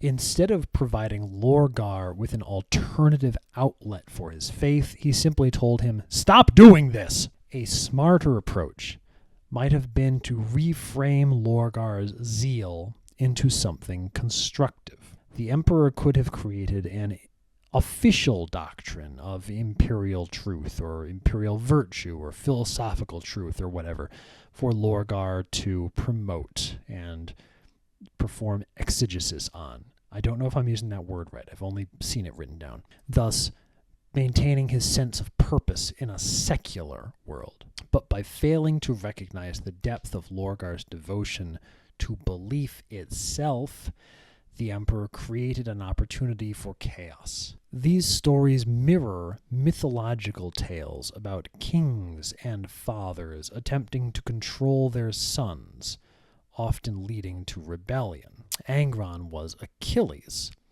consumed with rage after being disrespected by Agamemnon. Angron's rage was fueled by the disrespectful nature of his censure, which came from Leman Russ, not even the Emperor bothering to show up in person. Yes, there are other reasons why, but that's a big one.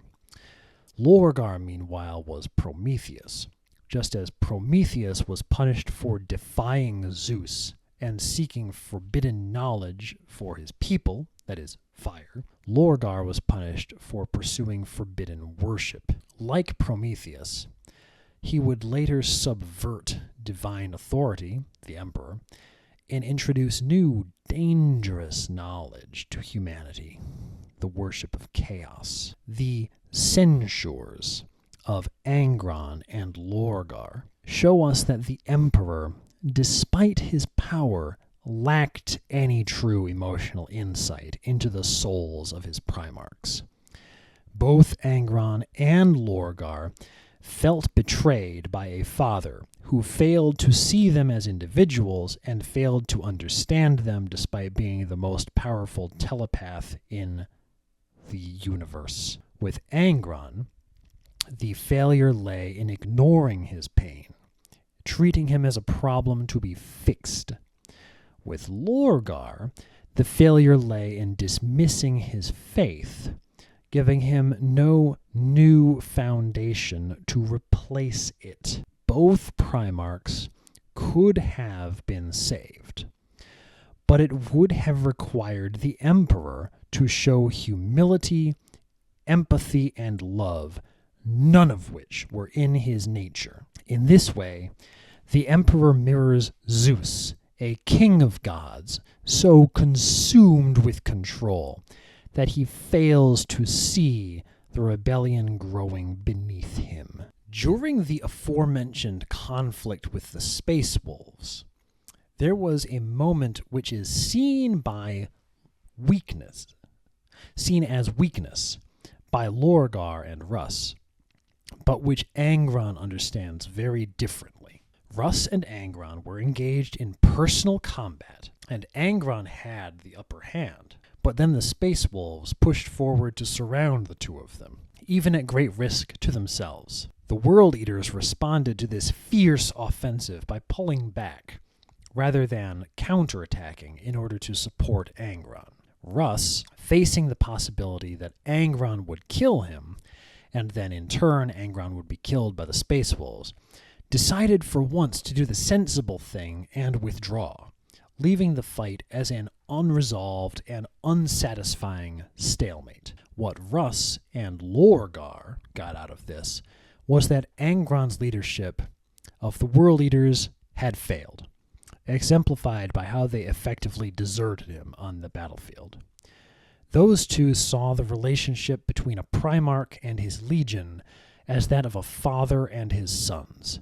Thus, they deemed the episode a victory for the Space Wolves, not through martial effort, but through loyalty and character. Both of them thought that Angron was stupid for not seeing it that way. What Russ and Lorgar missed, what they could not see, because they did not understand Angron's perspective, was that Angron did not value the same things that they valued. Angron had taught his legion to value fighting and killing, not to value their own Primarch. He saw the entire episode as an unambiguous World Eaters victory. Angron and the World Eaters had already shown their martial superiority by that point in the battle, and they had their eyes on the prize. Angron and the World Eaters had successfully identified what was important to the Space Wolves. Russ, family, the pack. Meanwhile, Russ and the Space Wolves had no idea what was important to the World Eaters. They incorrectly viewed their opponent as substantially similar to themselves, which was wrong, wrong, wrong. The World Eaters did not need Angron the way that the Space Wolves needed Russ. In chess terms, Angron was a queen, not a king.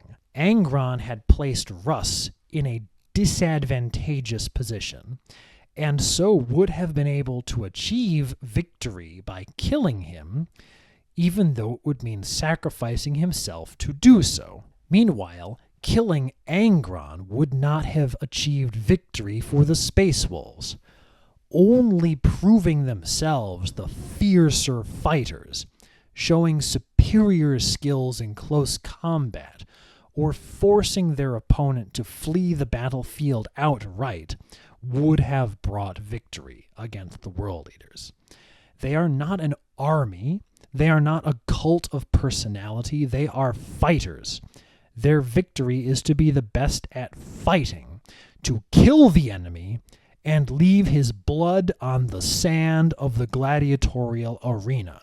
And they were the best. Following the scouring of Genna, Angron was kept unconscious by the librarians of the World Eaters, while Legion leaders debated what to do. Mago was the loudest voice against the use of the butcher's nails, and Khorne was the greatest proponent of their use. If the Emperor had a member of the Custodes present on the flagship of each legion as a matter of course, to provide advice when a Primarch is incapacitated, this might have saved the legion from the nails, but might have pushed a reawoken Angron further from the Emperor. With the later events of Istvan III in mind, would a significant portion of the World Eaters' Legion thus be able to be brought around to remaining loyal to the Emperor despite their Primarch's madness? I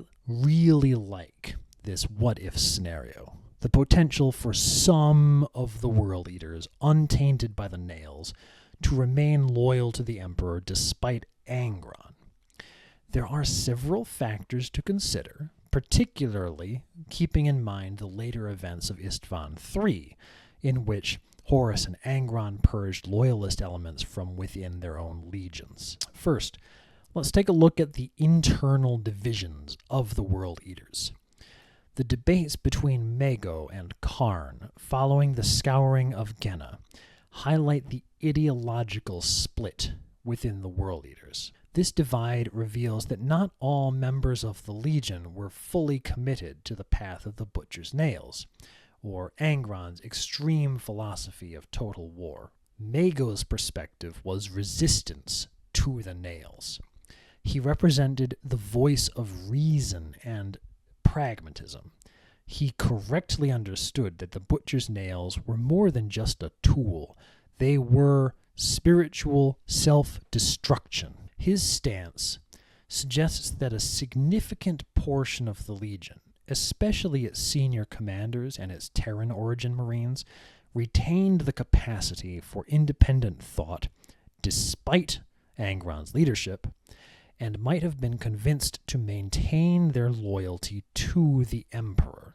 Khorne's perspective was embrace of their father through embrace of the nails. Khorne, though one of the Legion's most charismatic and beloved figures, was also one of its most zealous. Unlike Mago, Khorne fully embraced Angron's philosophy, accepting the Butcher's Nails and becoming their most prominent advocate. Importantly, however, even Khorne had moments of doubt. In later lore, he would experience moments of clarity, such as during the aftermath of the Siege of Terra, where he displayed some autonomy from Khorne's influence. He notably never accepted daemonhood. And so we see the key takeaway. The internal division within the World Eaters shows that, like the Sons of Horus, Death Guard, and Emperor's Children, there were still loyalist elements within the World Eaters' Legion.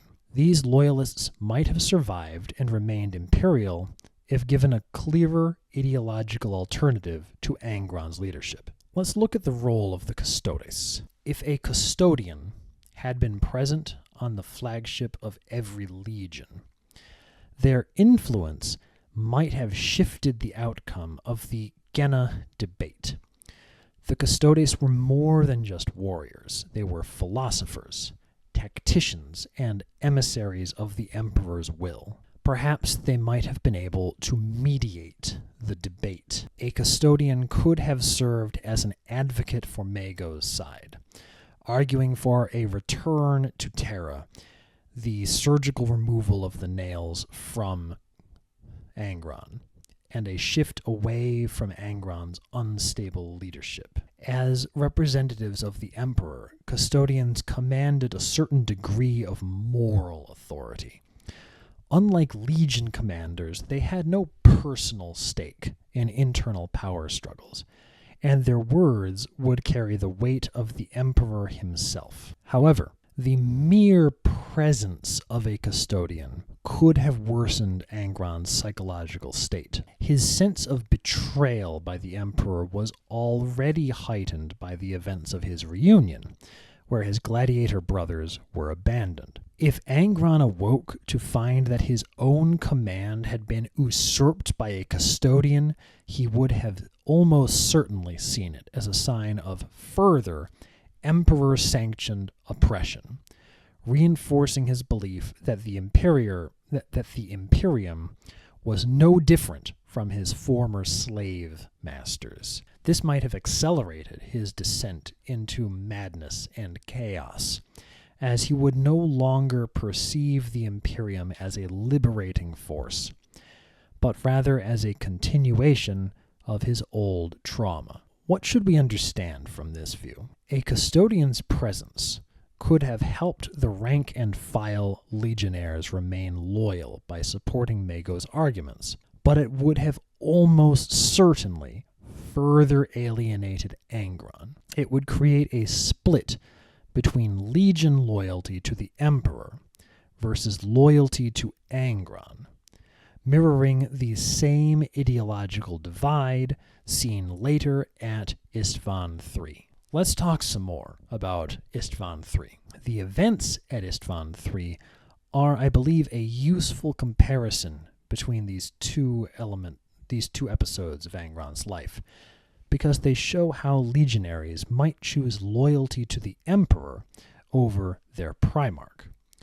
Horus purged his legions of these loyalists, but the fact that they existed at all highlights that Primarch loyalty was not absolute. During the Purge, loyalist elements of the Sons of Horus, Emperor's Children, Death Guard, and World Eaters refused to betray the Emperor. This shows that even after years of indoctrination by their Primarch, these Astartes still had the capacity to choose loyalty. In fact, World Eaters' loyalists fought with great ferocity against their former brothers, even though they had the butcher's nails implanted in them already.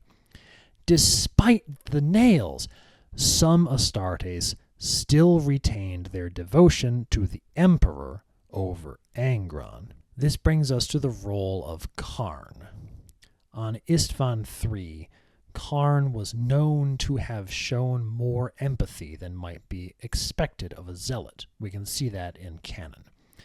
This suggests that even those who championed the butcher's nails could experience moments of doubt. If Maego had been given a custodian ally at Genna, perhaps even Khorne himself could have been persuaded to resist the nails, especially if he saw that it would help him protect his brothers. Angron could not have gone against the unified resistance of his tens of thousands of sons. The precedent of Istvan III, well, I don't know if we can call it precedent, it happened later. The example of Istvan III shows that Primarchs are not absolute in their control. The Emperor's Children had loyalist elements despite Fulgrim's influence. The Sons of Horus had loyalists despite Horus's charisma. The World Eaters had loyalists despite Angron's cult of violence and the physical intrusion of the butcher's nails in their brains. Had the debate on the flagship after Genna gone differently, it's plausible that the World Eaters could have had a more significant loyalist faction. Istvan III proved that the Primarchs could not fully control their legions. If the Custodes had a persistent presence, they could have encouraged the growth of a loyalist faction within the World Eaters. similar to the loyalists who later fought on Isstvan III. Could the World Eaters have stayed loyal? Well, the question of whether a significant portion of the World Eaters could have stayed loyal is something we can look at. Yes, under the following conditions. If a custodian had supported Mago and advocated for the removal of the butcher's nails, that would have helped. But overall, if Mago had won the argument, a significant number of Astartes, especially officers, would have rejected the butcher's nails. An alternative leadership structure, maybe. If a custodian framed the conversation around saving their Primarch from himself, it might have inspired greater loyalty to the Imperium's higher ideals, rather than merely following Angron. And then, if the Emperor had allowed the World Eaters more time to detox from the butcher's nails by denying their use to new recruits, similar to how Vulcan and Corax were given time to rebuild their legions after Isstvan V, then a significant portion of the legion, no longer having the butcher's nails, might have had a chance to remain loyal. That was his goal when he sent out Russ, but he needed to go by himself. He could have accompanied Russ. He needed to go himself. No. If the following occurred: forced compliance. If the custodian acted with overt authority, then Angron and his loyalists would have perceived it as another form of oppression. His reaction upon being freed from stasis would have been violent, pushing the Legion further toward chaos. If Angron had awakened during the deliberations, he would have immediately killed Mago, maybe the custodian too. It would have been a show of dominance that most World Eaters would have respected, silencing internal dissent. And then there's the failure to heal their trauma. Without addressing Angron's psychological trauma and the permanent influence of the butcher's nails on those it had been implanted in, the nails' corruption would have remained, eventually driving most Astartes to accept them. Most Astartes within that legion, anyway. So, in summary, if the Emperor had stationed a custodian on the flagship of every legion, the World Eaters might have had a stronger chance to develop a larger loyalist faction, such as what we saw in Isstvan III later. But they needed to not have the butcher's nails in all of the legionnaires. Angron himself would have still fallen to chaos. He had unhealed emotional trauma that the Emperor was not going to help with. But a significant portion of his legion could have been saved from the nails' influence. It's likely that a surviving faction of loyalist World Eaters would have fought in the Horus Heresy as Grey Shield, Black Shields, whatever, in a similar way to the loyalist elements who escaped on the Eisenstein. If the custodian had succeeded at promoting Mago's side in the argument, Mago might have been seen as a loyalist war leader, taking charge of the Legion's loyal elements, while Angron led the traitor elements, instead of having the loyalists purged. The role of Khorne is important. Khorne would be the bridge character. He might have wavered between loyalty and rebellion. His fall to chaos was not absolute until Isstvan III. The custodian could have created a split World Eaters Legion, with Mago leading loyalist elements while Angron descended into madness. But as long as the Butcher's Nails remained, Angron's eventual fall was inevitable.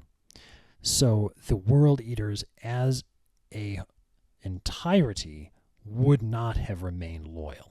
When Angron was given command of his legion, it was on a greatly expedited timeline, due to the lateness of his being found, his lifespan being expected to be short due to the nails, and the limited time remaining before the Emperor left the Great Crusade to return to Terra. If he had instead been given the opportunity to learn from another Primarch, the obvious choice would have been Sanguinius. I really like this idea of Sanguinius mentoring Angron.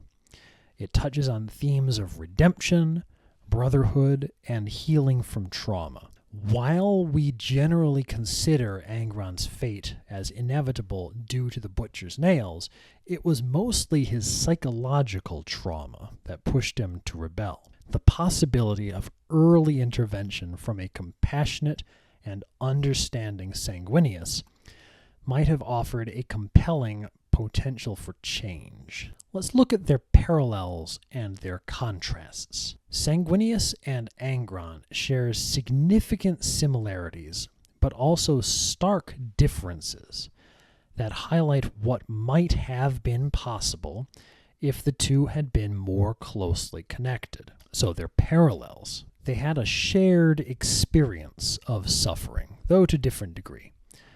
Both Primarchs experienced suffering in their formative years. Angron was enslaved as a gladiator, forced to kill his fellow captives, and implanted with the Butcher's Nails, heightening his rage and suppressing his capacity for peace. Sanguinius grew up on the irradiated moon of Baal, where he witnessed his people's slow death and decline due to radiation, starvation, and fights with horrible mutated wildlife.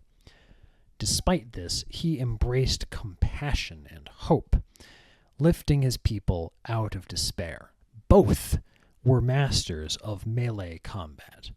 However, where Angron embodied raw fury and bloodshed, Sanguinius embodied grace and precision, often likened to an angel on the battlefield, for obvious reasons. Both Primarchs were haunted by visions of their future. Angron's nails constantly drove him to madness, feeding him visions of rage and suffering. These were not psychic in origin. They were just trauma. Sanguinius, meanwhile, had psychic visions of his own death at the hands of Horus. Unlike Angron, however, he accepted his fate and continued to act with nobility and courage. There were also substantial contrasts between the two, notably their leadership style. Angron ruled through fear and brutality, constantly lashing out at his own warriors. Sanguinius led through inspiration, compassion, and empathy, embodying the archetype of the perfect leader. In their capacity for love and forgiveness, they are different. Angron's capacity for love was twisted by the nails, and he could not comprehend the concepts of forgiveness or mercy because the nails never showed him any of either. Sanguinius, on the other hand, was perhaps the most emotionally intelligent of all the Primarchs, often seen comforting his brothers like a pre-heresy Horus during moments of doubt. If Sanguinius had been allowed to mentor Angron, he might have had the capacity to guide him toward emotional growth. Angron's experiences of pain and betrayal might have been eased if he had a brother who acknowledged his suffering and the loss of his previous family, instead of just the Emperor commanding him to fall in line and kill some aliens. Sanguinius could have been a mentor figure. The premise that Angron could have been mentored by Sanguinius opens up a number of new possibilities. What would Sanguinius teach him? Well, emotional regulation for one. Sanguinius's sons understood the red thirst. Sanguinius had the ability to confront pain and suffering without being consumed by it. This is something that Angron never learned due to the influence of the Butcher's Nails. Sanguinius could have taught visualization, meditative combat techniques, allowing warriors like Angron to harness rage without losing control. Brotherhood and compassion. Angron's attachment to his gladiator brothers was the most human aspect of him.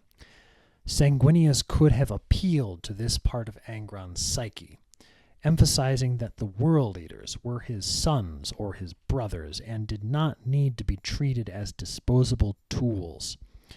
Through compassion, Sanguinius might have persuaded Angron to see his legion as something more than just soldiers, which is how Angron viewed his gladiator brothers, not just soldiers, but brothers. Acceptance of fate, perhaps. Sanguinius understood the nature of fate as well as any. He understood destiny and foresaw his own death, but he faced it with dignity and honor. He could have encouraged Angron to accept his fate rather than fight it, if surgical removal of the nails really was impossible. If Angron could have accepted that he was a part of something larger than himself and doomed to die, it may have allowed him to let go of some of his rage. This would be real difficult, but not impossible. How could Sanguinius' mentorship have affected Angron? If Sanguinius had been given time to mentor Angron, several aspects of Angron's character might have changed. He may have had a reduced reliance on the butcher's nails. One of the central factors driving Angron's descent was the widespread adoption of the butcher's nails in the World Eaters. If Sanguinius had been present in his early interstellar leadership to guide Angron, he might have persuaded him to seek alternative methods of empowerment and brotherhood for his legion. Perhaps combat meditation or battle trance rituals, akin to the later Death Company rituals of the Blood Angels, could have been used to achieve some sort of similar effect. It might have resulted in a shift in leadership style. If Sanguinius had persuaded Angron to think of his legion as a new gladiator brotherhood rather than disposable troops, his style of leadership might have changed from brutality to paternal guidance. Angron already displayed a profound love for his gladiator brothers on Nuceria. If he had been taught to extend this love to his world eaters, his new family, they might have become a more unified, loyal force. Perhaps Angron's view of the Emperor might have changed. Angron was betrayed by the Emperor when his gladiator brothers were left to die. If Sanguinius had taken the time to help reframe that experience, for example, the Emperor saved you so that you could honor the memory of your brothers by deeds while living, maybe it might have eased Angron's feelings of betrayal. It would not have lessened the betrayal. The Emperor did hurt Angron there. There was some possibility of loyalty. If the butcher's nails had not been widely adopted, I feel that the World Eaters would have been more likely to stay loyal during the Horus Heresy. Angron's own madness would still be a problem, but if Sanguinius had framed his legion as a new brotherhood, perhaps Angron, supported by tens of thousands of World Eaters free from the nails, could have had reason to stay loyal and say no when approached by Horus. What would the Emperor need to do? Well, for this scenario to succeed, the Emperor himself would need to take certain actions and refrain from taking other actions. He would have needed to grant Sanguinius time to mentor Angron. This may have required a slowing of the Great Crusade, those expeditionary fleets controlled by Sanguinius, and a prioritization of emotional development for these Primarchs. Angron was already on a time limit due to the butcher's nails. They were going to kill him.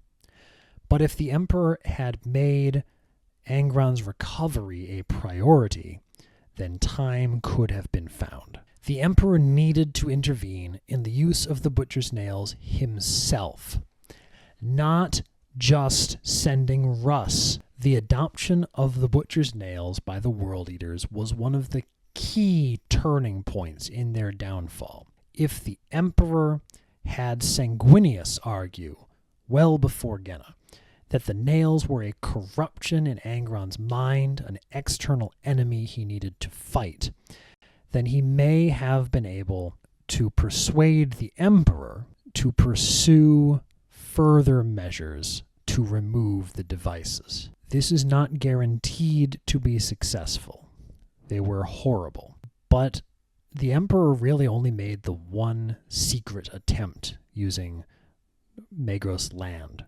But whatever. Would this have changed the course of the Horus Heresy if Angron had been able to control his rage or reject the butcher's nails? Several key changes might have occurred. The World Eaters would likely have remained loyal. If Angron had embraced his legion as his new gladiator brothers, seeing himself as part of a family. This sense of belonging might have been enough to make him resist Horus's rebellion.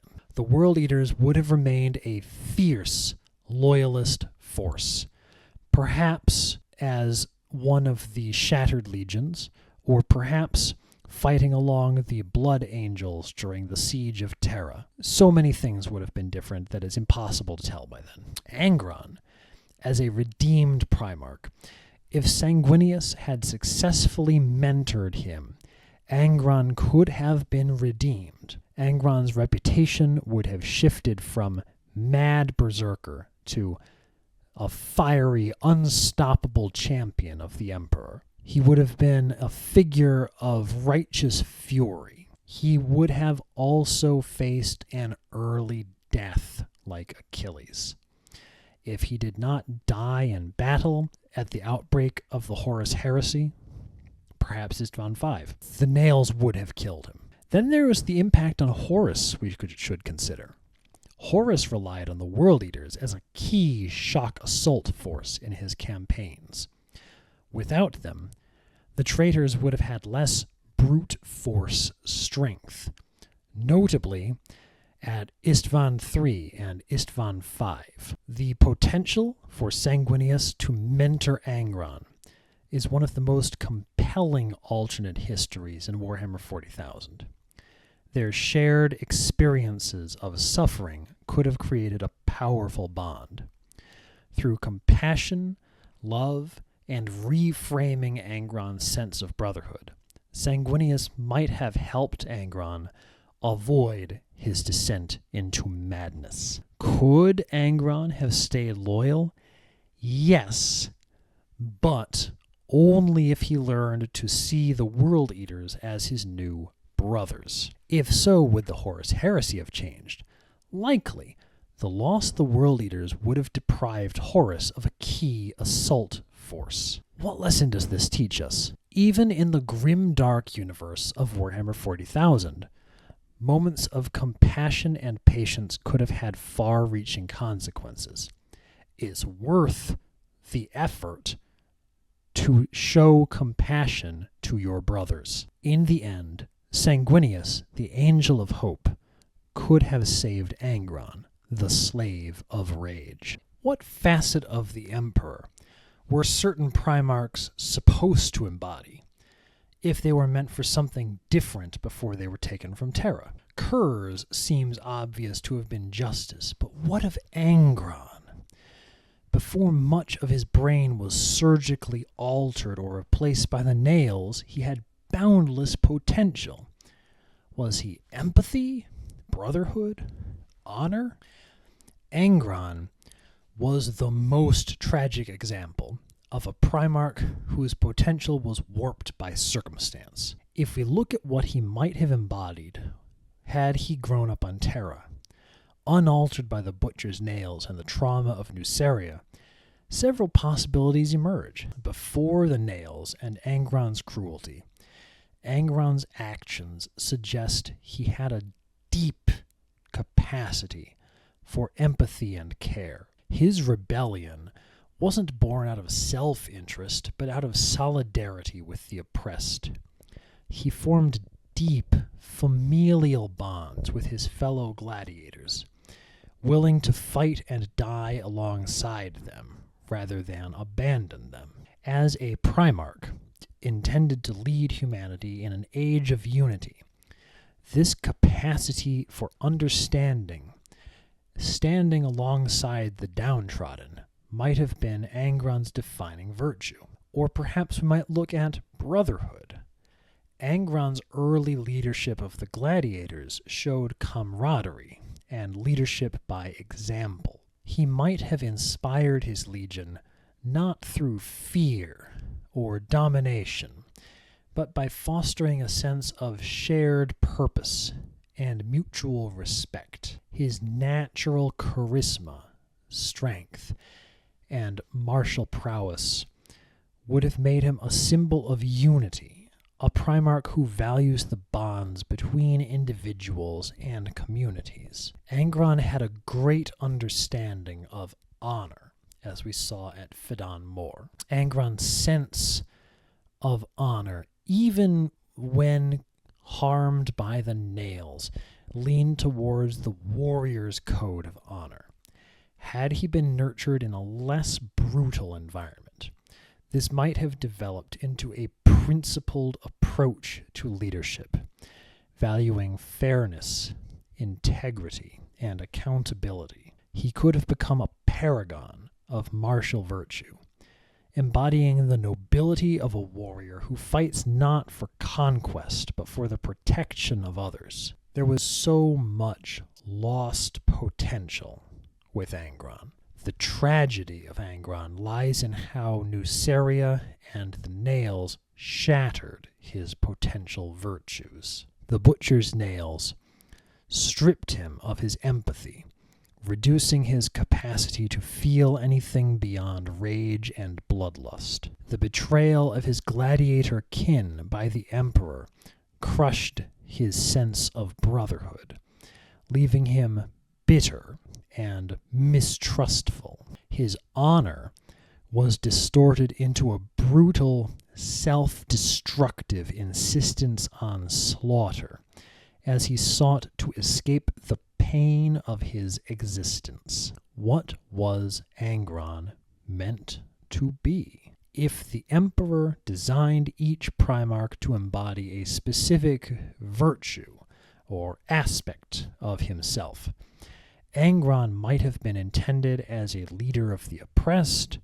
a symbol of hope for those who had been downtrodden or marginalized. Perhaps Angron could have led humanity not as a conqueror, but as a unifier, healing divisions and uplifting those in need by embodying the aspect of empathy and brotherhood. Or perhaps he was just meant for strength and protection, rather than wielding his strength only for destruction. Angron might have been the ultimate protector, standing as a bulwark against the enemies of humanity. The best defense is a good offense. In this light, the Emperor's failure to save Angron from the butcher's nails and the psychological trauma of Nuceria becomes even more damning. By abandoning Angron to his trauma, the Emperor lost not only a son, but also a vital piece of his grand design. Angron's lost purpose is linked intimately with the Imperium's hypocrisy. The Imperium itself is rife with the very oppression and suffering that Angron might have sought to abolish.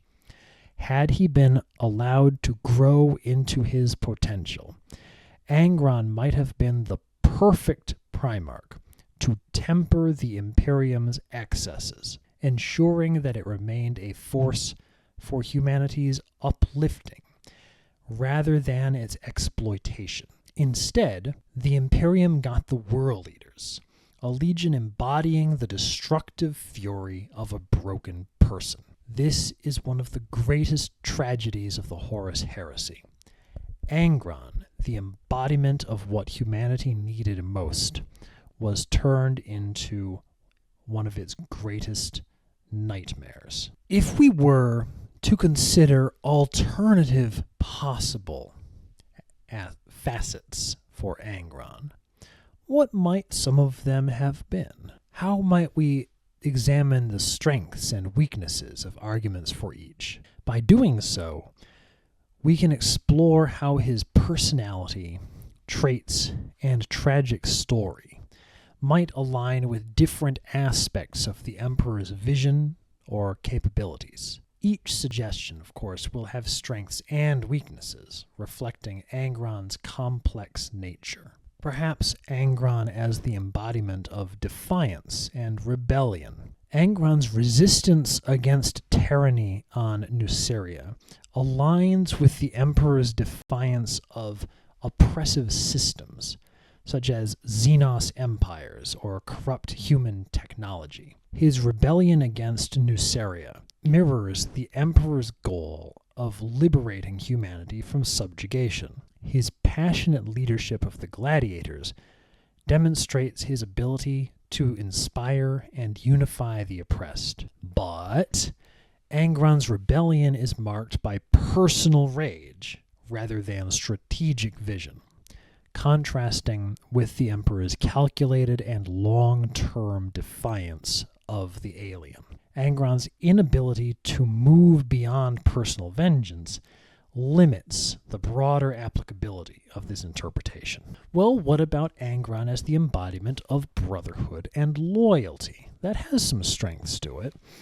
Angron's deep bond with his fellow gladiators demonstrates a capacity for loyalty and selflessness, even at great personal cost. His sense of betrayal at being taken from his brothers could reflect the Emperor's own willingness to sacrifice for humanity's greater good. However, Angron's loyalty is hyper-focused on a small, specific group and does not extend even to his own legion, let alone humanity overall, contrasting with the Emperor's universal vision. His inability to reconcile his personal loss with his role as a leader undermined this facet's effectiveness in the Great Crusade. Well, what about Angron as the embodiment of sacrificial strength? Angron's endurance of immense physical suffering with the butcher's nails demonstrates a willingness to bear any burden for his cause. His gladiatorial, martial prowess and survival amidst extreme adversity reflect the Emperor's endurance in guiding humanity. However, there are weaknesses. Angron's suffering does not inspire others or lead to constructive outcomes, unlike the Emperor's sacrifices for humanity. His self-destructive tendencies undermine the idea of strength being used for the greater good. Okay, how about Angron as the embodiment of total war? Angron's unparalleled ferocity in combat and his legion's focus on shock tactics embody the Emperor's capacity to unleash overwhelming force when needed. His destructive nature could be seen as a weapon to be used only in the direst circumstances, break glass in case of emergency. However, this unrestrained warfare lacks the precision and purpose that the Emperor valued, making it a poor fit for his overall philosophy. Angron's focus on violence came at the expense not only of civilians, but also of strategic or long-term thinking. All right, well, how about Angron as the embodiment of humanity's capacity for pain and rage? His tragic backstory reflects the darker side of humanity, showing its capacity for both suffering and destructive anger. This interpretation highlights the Emperor's awareness of humanity's flaws and his attempt to channel them productively. But Angron's inability to rise above his pain and rage makes him a cautionary tale, rather than a direct embodiment of this facet. This trait might better align with the Emperor's understanding of humanity than with Angron's own personality. Maybe the most compelling alternative facet we might consider for Angron would be his defiance, but there's something to be said about brotherhood. Each interpretation reflects different aspects of his story and personality, at the same time that they emphasize his tragic failure to fulfill those roles in service of the Emperor's vision. The weakness of our arguments lies in Angron's inability to reconcile his personal pain with his duty, ultimately leading to his downfall. But there is a piece of canon which may, I feel, sway the argument towards Angron as the embodiment of brotherhood and loyalty. During the Great Crusade, before the reverse engineering and widespread adoption of the butcher's nails allowed Angron to believe that his sons understood his pain, there was an incident in which Angron stole a ship and left his legion. When he was finally tracked down by Khorne, Angron was found to have spent several months living a solitary life of savage, low technology on a wild planet in an effort to find peace and satisfy the nails. Khorne convinced him to return to his legion by appealing to his sense of brotherhood with them and drawing direct parallels with his brotherhood among the gladiators. I feel this piece of canon strongly reinforces the argument that Angron embodies brotherhood and loyalty, albeit in a deeply fractured and tragic way. Let's reinterpret our interpretation in light of this story. Angron's initial bond with his gladiators shaped his entire worldview. Their shared suffering and loyalty formed the foundation of his identity. Even during the Great Crusade, Angron's inability to bond with his legion due to the absence of the butcher's nails speaks to how central brotherhood was to his sense of self. The fact that Khorne could convince Angron to return by invoking brotherhood highlights that even in his pain and isolation, this value resonated deeply with him. His eventual acceptance of his legion after the widespread adoption of the butcher's nails further illustrates how critical this shared bond was to his emotional needs. We might contrast this with other Primarchs. While many Primarchs, notably Guilliman and Sanguinius, had a natural ability to bond with their legions, Angron's struggle to form similar bonds speaks to his dependence on shared experience, even shared suffering, to feel connected. The Emperor's inability to understand or acknowledge Angron's need for brotherhood deepened the Primarch's sense of alienation. This neglect starkly contrasts with the Emperor's success in bonding with Horus, or Russ, whose emotional needs were better addressed, at least initially. There are weaknesses to this argument even still. Angron's concept of brotherhood is rooted in shared suffering, which made it difficult for him to form healthy, functional relationships outside of extreme circumstances. His violent and self-destructive tendencies often undermined his ability to act on this brotherhood in constructive ways.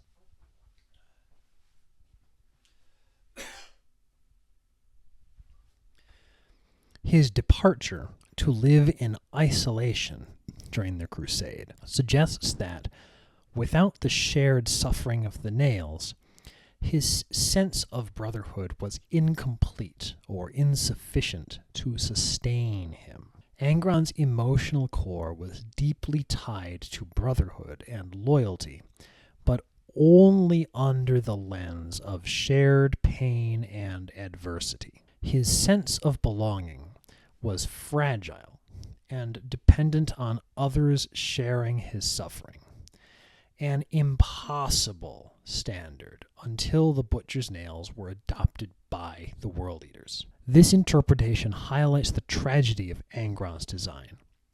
A Primarch who craved interpersonal bonds, but whose internal agony made those bonds almost impossible to achieve without devastating consequences. In this light, Angron can be seen as both an embodiment of brotherhood and a cautionary tale of how failing to address emotional needs can lead to alienation and destruction.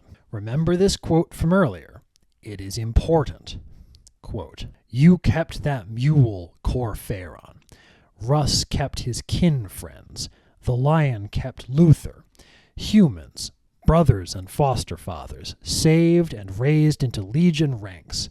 But not me, not Angron, no. Did the Emperor teleport his gold-wrapped custodians down to help me and my army? No. Did he free the war hounds and order them to battle, fight alongside me? No. Did he save my brothers and sisters the way he spared and honored the lion's closest kin? The way he honored Khorne? No, no, and no. No mercy for Angron. Angron the Oathbreaker. Angron the Betrayer." End quote. To couple with that one, here is an additional piece of canon to support the idea of Angron being the embodiment of brotherhood and loyalty as his facet of the Emperor. Quote, "We'll make them hurt, won't we?" Jochura looked up at Angron, appearing more than ever as a boy his age should. "Before it's over?"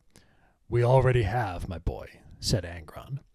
"We are the eaters of cities, and we have feasted on them well, you and I. They've twisted black, Jochura, and no matter what comes, they will always carry that black twist with them. They'll never forget what we did to them, that we made them pay for all they did to us." Angron glanced down, seeing Jochura leaned against him, finally succumbing to the exhaustion that was marrow-deep within them all. He peeled off a layer of rags from his shoulders and draped them around the boy. The nails railed against Angron being touched, as they always did, but he shoved the pain they sent him down and away. The accursed implants had stolen so much from him, but he would not let them take his brotherhood.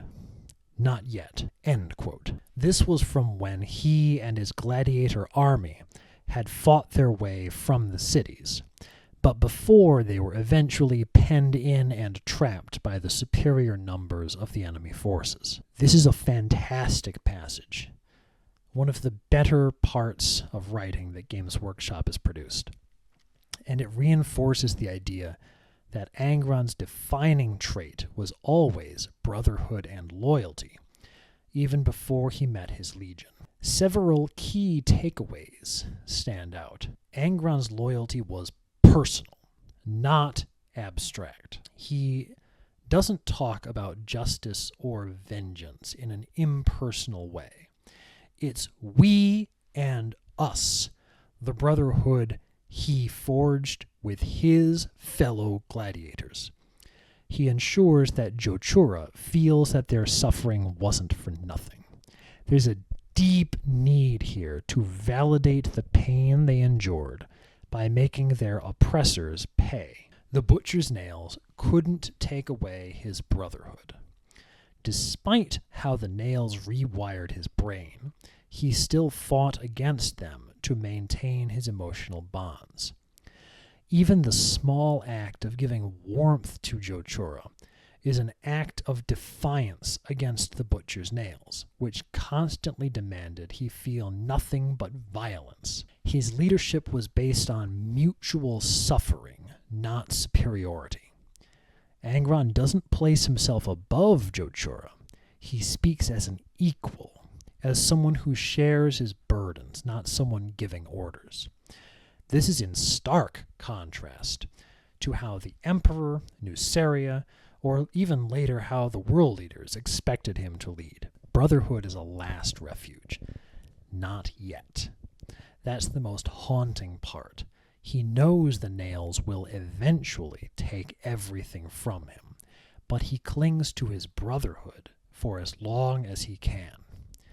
It shows that even when he was still himself, he understood that his ability to love and bond was already being eroded and chipped away. Angron wasn't just the embodiment of brotherhood. He was fighting for it. This passage highlights how much effort it took for Angron to hold on to his humanity. Brotherhood wasn't just something he naturally embodied. It was something he actively fought to preserve against both outside oppression and his own internal torment. It also makes his later fate even more tragic. In the end, the nails did take his brotherhood from him. Jochura died, he lost his comrades, and when he was given the world eaters, he found only imperfect replacements. That final moment, when he surrendered to the nails completely, wasn't just the loss of his sanity. It was the loss of the very thing that defined him, his brotherhood. With the butcher's nails, it seems likely that the Emperor's only viable long-term options for Angron would have been his death in battle or a stasis field to keep him alive until technological progress allowed for him to be helped, similarly to what actually ended up happening to Guilliman when he was put into stasis much later. The question of how the Emperor could have handled Angron and the Butcher's Nails is one of the more tragic and complex dilemmas in the lore of 40k. Let's take a deeper look into these two potential paths and their implications. Angron's death in battle. Sending Angron to fight over and over again until he died in battle would have been an efficient, if callous, way to resolve the problem of the Butcher's Nails. Given Angron's martial prowess, his death was not guaranteed, even against the greatest of enemies. But his death could have been positioned as a heroic sacrifice, cementing his reputation and sparing the Imperium the complications of his continued instability. However, this would have wasted the potential for growth or redemption. Angron's death might have been a practical solution, but it would also have been an emotional failure for the Emperor and the other Primarchs. It could confirm that the Emperor valued utility over the well-being of the Primarchs, further fracturing the bonds of the Primarchs and fueling resentment among those who valued their brotherhood. There would also be narrative consequences. The loss of Angron early on would have denied the Imperium the World Eater's contributions during the Great Crusade and potentially altered the course of the Horus Heresy. Without Angron's fall to Khorne, the dynamics of chaos could have shifted, possibly leaving Khorne with a less prominent champion. Let's look at the option of a stasis field. Placing Angron in stasis until technological and medical advancements could safely remove the nails might have been the most merciful choice. This would have required the Emperor to acknowledge that current methods were insufficient and that Angron's condition was beyond immediate repair. Stasis would have symbolized hope for Angron's eventual recovery, much like Guilliman later, preserving the belief that even the most damaged among the Primarchs could be saved. However, it would also have represented the Imperium's failure to prevent his suffering in the first place. We should consider the effect on his legion. The World Eaters, already destabilized by the nails, might have descended into disorder and fragmentation without Angron's leadership. Alternatively, they might have flourished under a strong legion master, potentially sparing them the influence of Khorne, especially if they had not had the butcher's nails.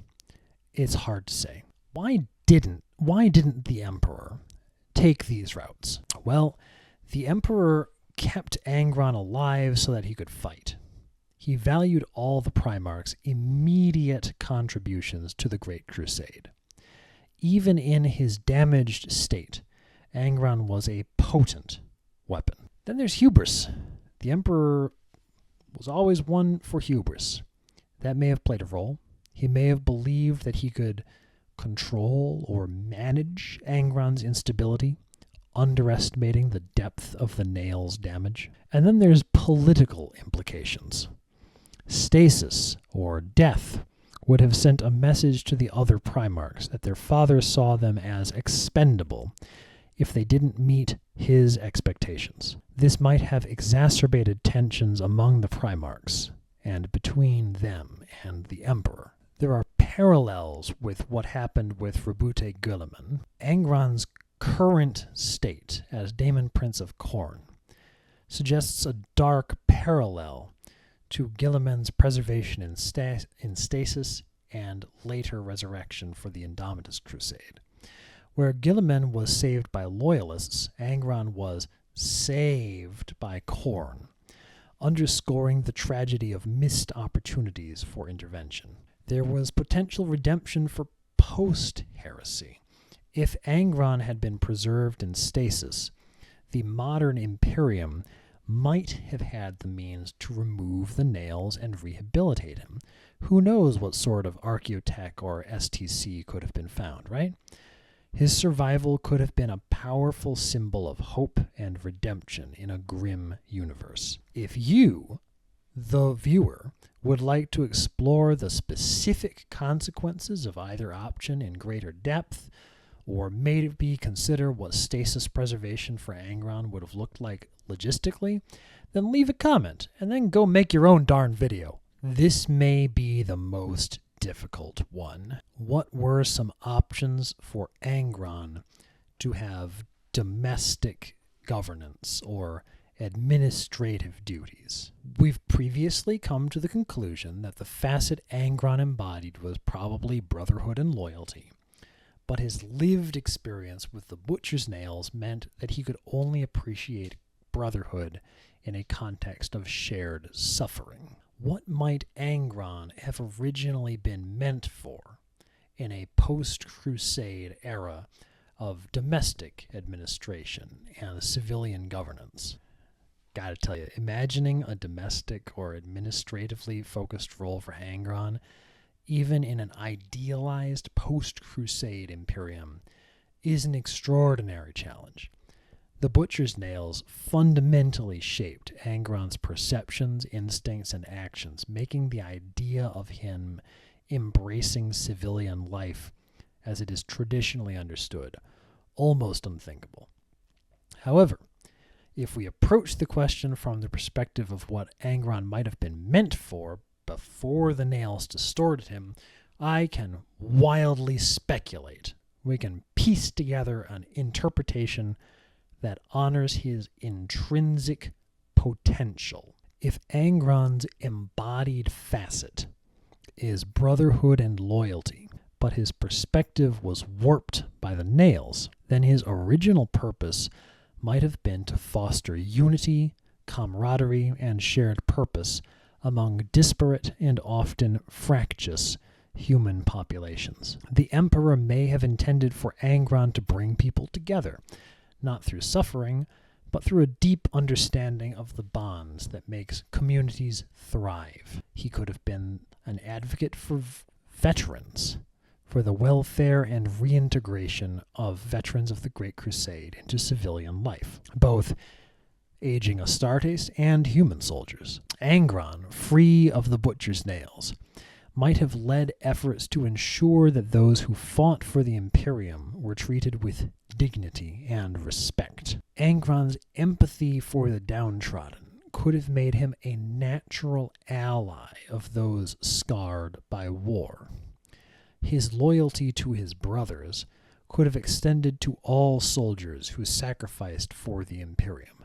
Without the nails, Angron might have had to confront his own trauma and develop a healthier relationship with the concept of suffering. Angron could have been an arbiter of labor rights, protector of the working class, ensuring fair treatment and living conditions for imperial citizens. Angron's experience as a gladiator would have given him a unique perspective on oppression and the value of collective strength. He might have been an advocate for breaking cycles of exploitation, but Angron would have needed to challenge his rage constructively, focusing on reform rather than destruction. As a cultural reformer, a unifier of the Imperium's disparate cultural traditions, Angron might have helped to forge a shared sense of identity without erasing local customs. Brotherhood extends beyond the battlefield. Angron might have had the capacity to respect and celebrate the diversity of humanity, drawing on the strength of its differences. This role would require immense emotional growth and patience, as well as a way to reconcile his natural intensity with a gentler approach. If the butcher's nails were successfully removed, Angron might have channeled his passion for loyalty and brotherhood into fostering solidarity among the Imperium's countless cultures and factions. His ferocity on the battlefield could have translated into relentless advocacy for the common citizen, ensuring that the Imperium's institutions served its people rather than oppressing them. With the nails, Angron's ability to fulfill any domestic role diminishes vastly. His need for constant violence and the focus on shared suffering would make him a destabilizing presence in any non-military context. We can see Angron's tragedy as a reflection of the Imperium. Angron's potential role as a figure of unity and protection for the oppressed is deeply ironic, given the Imperium's harsh reality. His very existence as a daemon prince highlights the grim paradox of the Emperor's vision, a utopia built on exploitation and war. In another timeline, Angron might have been the Imperium's most passionate champion of its people, but instead he became a tragic symbol of its failure to care for those it claimed to protect. I invite you to remember we talked in a previous video about the concept of the Fisher King. Looking through the Fisher King lens, what imperial institution may be seen as linked to Angron, and what failings of the post-heresy Imperium could be linked thematically with his fall? Through the Fisher King lens, Angron and his fall can be thematically linked to the imperial institution of the Astra Militarum, Imperial Guard, previously called the Imperial Army, and the systemic exploitation of humanity's masses to fuel endless war. This institution and its deep flaws reflect aspects of Angron's tragedy and the consequences of his unhealed wounds. The Astra Militarum as Angron's symbolic institution. The Imperial Guard is the largest and most brutal extension of the Imperium's military-industrial complex. Its vast conscription, mass sacrifice of soldiers, use of penal legions, and reliance on unending war mirror key aspects of Angron's story and fall to Khorne, and embody the failure to address his emotional needs. Angron was shaped by the gladiatorial arenas of Nuceria, where human lives were treated as disposable entertainment. Similarly, the Imperium treats its soldiers as expendable, throwing millions into the meat grinder of war with little regard for their well-being, treating human lives as currency for war. The Imperium's disregard for its own people reflects Angron's rage over the suffering of the downtrodden, a rage that was never channeled into constructive change. The Astra Militarum thrives on discipline through fear, harsh punishments, and rigid hierarchies. Echoing the oppressive systems Angron fought against, but ultimately perpetuated in his own way after his fall. The Imperial Guard has shared suffering, but without redemption. Angron's unfulfilled potential lay in his ability to use shared suffering to forge the bonds of true brotherhood. The Astra Militarum represents a warped version of this idea. Camaraderie is born in the trenches, but it is fleeting and often crushed by the uncaring machinery of the Imperium. Angron's fall highlights systemic flaws in the Imperium that persisted or worsened after the heresy. Dehumanization of the masses. Angron's story is a tragic condemnation of the Imperium's tendency to dehumanize its citizens. After the heresy, this tendency became more pronounced as the Imperium descended further into authoritarianism and bureaucracy. The lives of imperial citizens are entirely subordinate to the needs of the state, just as the gladiators of Nuceria were enslaved to their masters. The Imperium's endless wars mirror Angron's personal torment, unceasing violence that consumes all meaning and leaves only destruction in its wake. Post-heresy, the Imperium's war machine became even more entrenched, driven not by hope or vision, but by sheer inertia and fear. The Imperium fails to address systemic suffering. Angron's suffering was ignored, and attempts to fix him were superficial and dismissive of his deeper wounds. Similarly, the Imperium applies only brute force to its problems, ignoring the systemic issues that cause suffering across its domains. The Imperium glorifies martyrdom. Angron's story is one of forced martyrdom, dying for a cause he did not choose, in battles that only perpetuated his pain, only to be brought out of death into daemonhood. The Imperium, post-heresy, glorifies this same kind of hollow martyrdom, encouraging its citizens to die for a stagnant and oppressive system with no real future.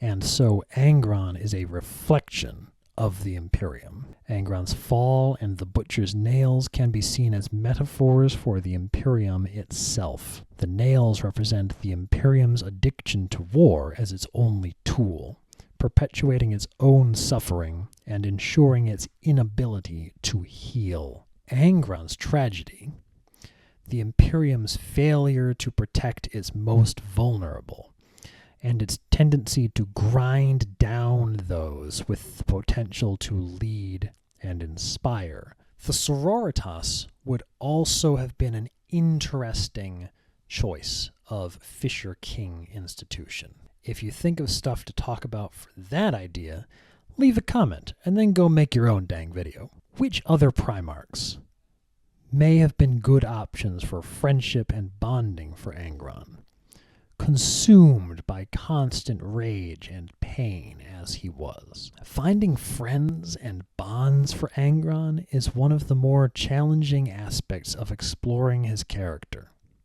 His constant rage and pain from the butcher's nails created barriers to forming meaningful relationships. However, some Primarchs may have been better suited than others for building connections with him, either through shared experiences, complementary traits, or the potential to bridge his emotional wounds. Let's look at potential Primarchs to be friends with Angron. Maybe Vulcan, the compassionate brother. Vulcan's extraordinary compassion and patience make him the most likely candidate to reach Angron. Unlike most of the Primarchs, Vulcan would likely not shy away from Angron's rage or pain. Instead, he might have sought to understand it and provide a calming presence in response. Vulcan could help Angron see himself as more than just a weapon of war. His approach might have been to remind Angron of his humanity and his ability to inspire loyalty and brotherhood, even in suffering. Angron's volatile nature might test even Vulcan's patience, and Vulcan's refusal to embrace brutality could alienate Angron at times. Perhaps Sanguinius, something of a tragic mirror of Angron.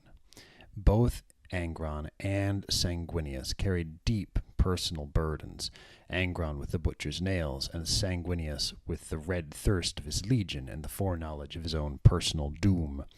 Their shared experience of internal torment might have given them common ground. Sanguinius's charisma and grace might have allowed him to connect with Angron on an emotional level. He could serve as a stabilizing influence, offering empathy and a sense of purpose beyond violence. Sanguinius's idealism might have clashed with Angron's cynicism and chronic pain, and Angron might resent Sanguinius's ability to maintain his composure despite his own struggles. On a different track, perhaps Jagatai Khan, the most independent of the Primarchs. Both Primarchs shared a disdain for authority and an appreciation for freedom, albeit expressed in very different ways.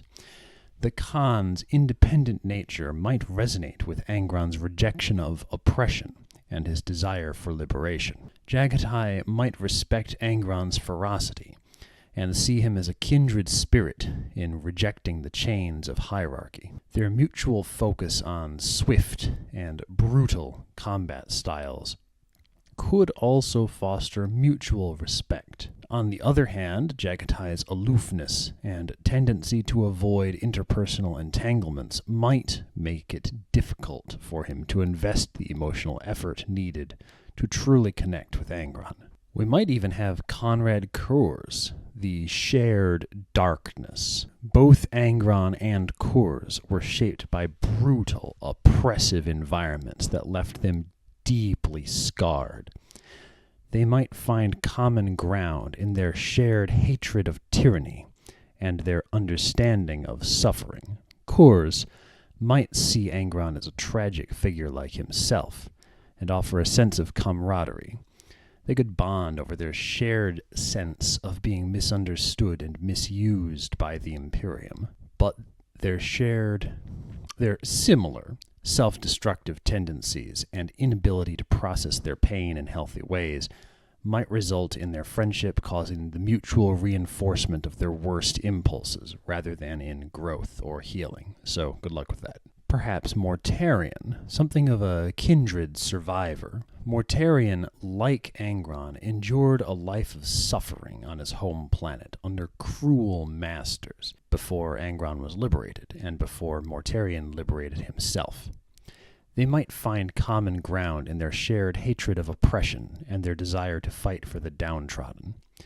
Mortarion's stoicism might balance Angron's volatility, and their shared experience of physical pain, that is, the butcher's nails and Mortarion's poisoned and scarred lungs, might foster mutual understanding. Mortarion's cold, distant nature might frustrate Angron, while Angron's impulsive rage might alienate Mortarion. Then there are several Primarchs unlikely to form any real bond with Angron. Rabute Guilliman, his focus on order and discipline would clash with Angron's rebellious, fractious nature.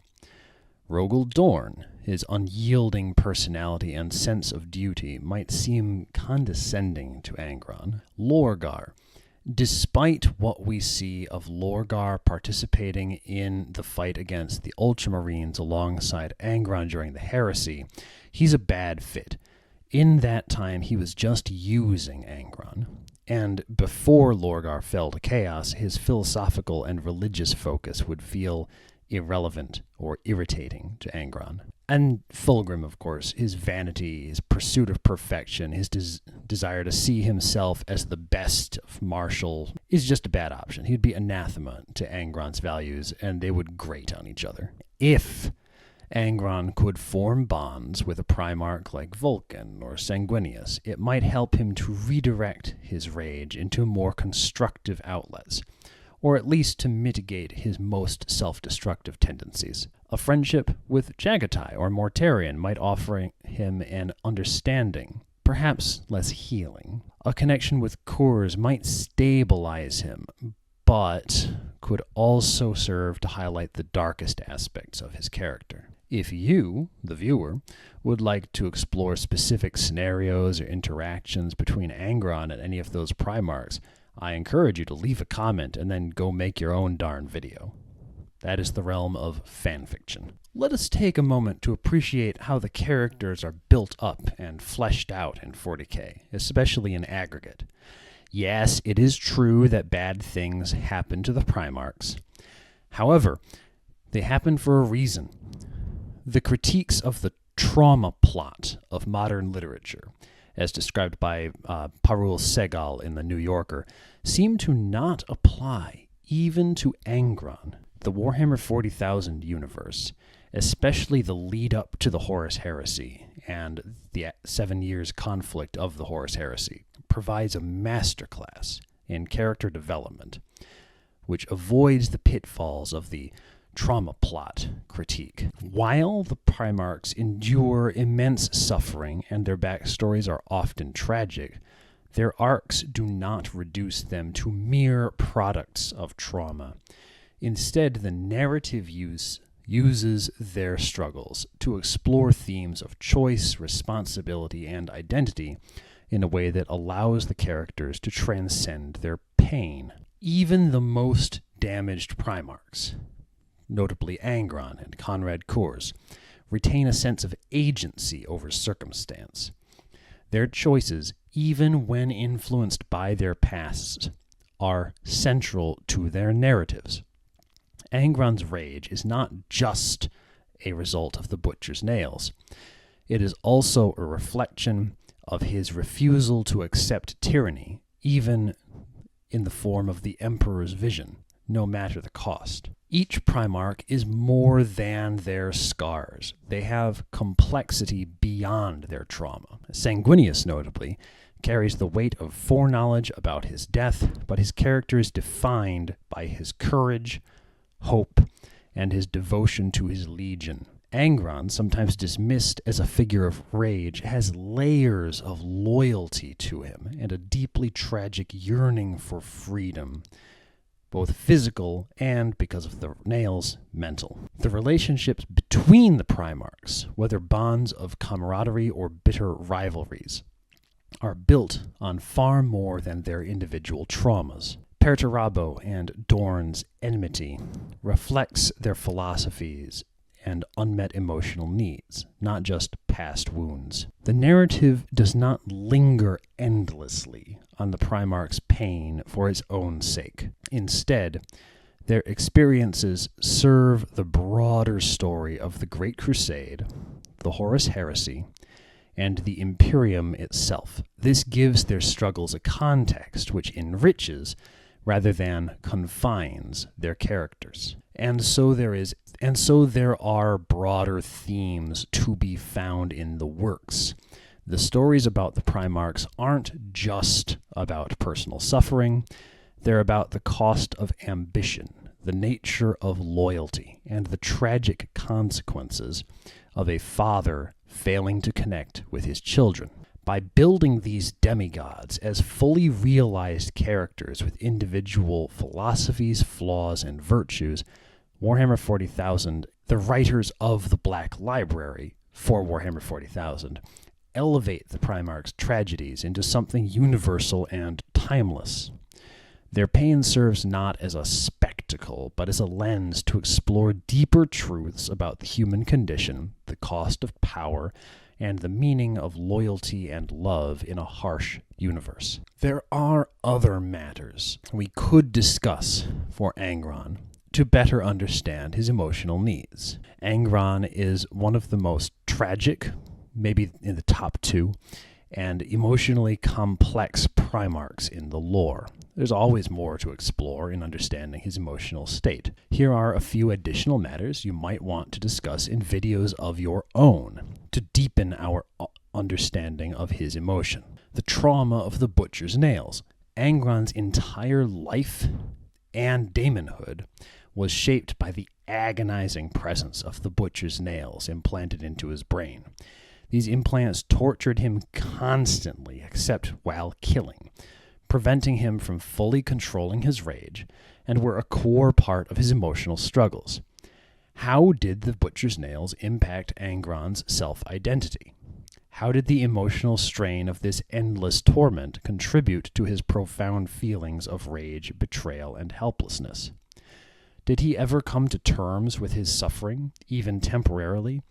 Or was he only ever driven deeper into resentment and rage? Angron's inability to escape his past, his history as a gladiator, forced to fight for the amusement of others, and the deep bond he had with his fellow gladiators was a defining part of his emotional journey.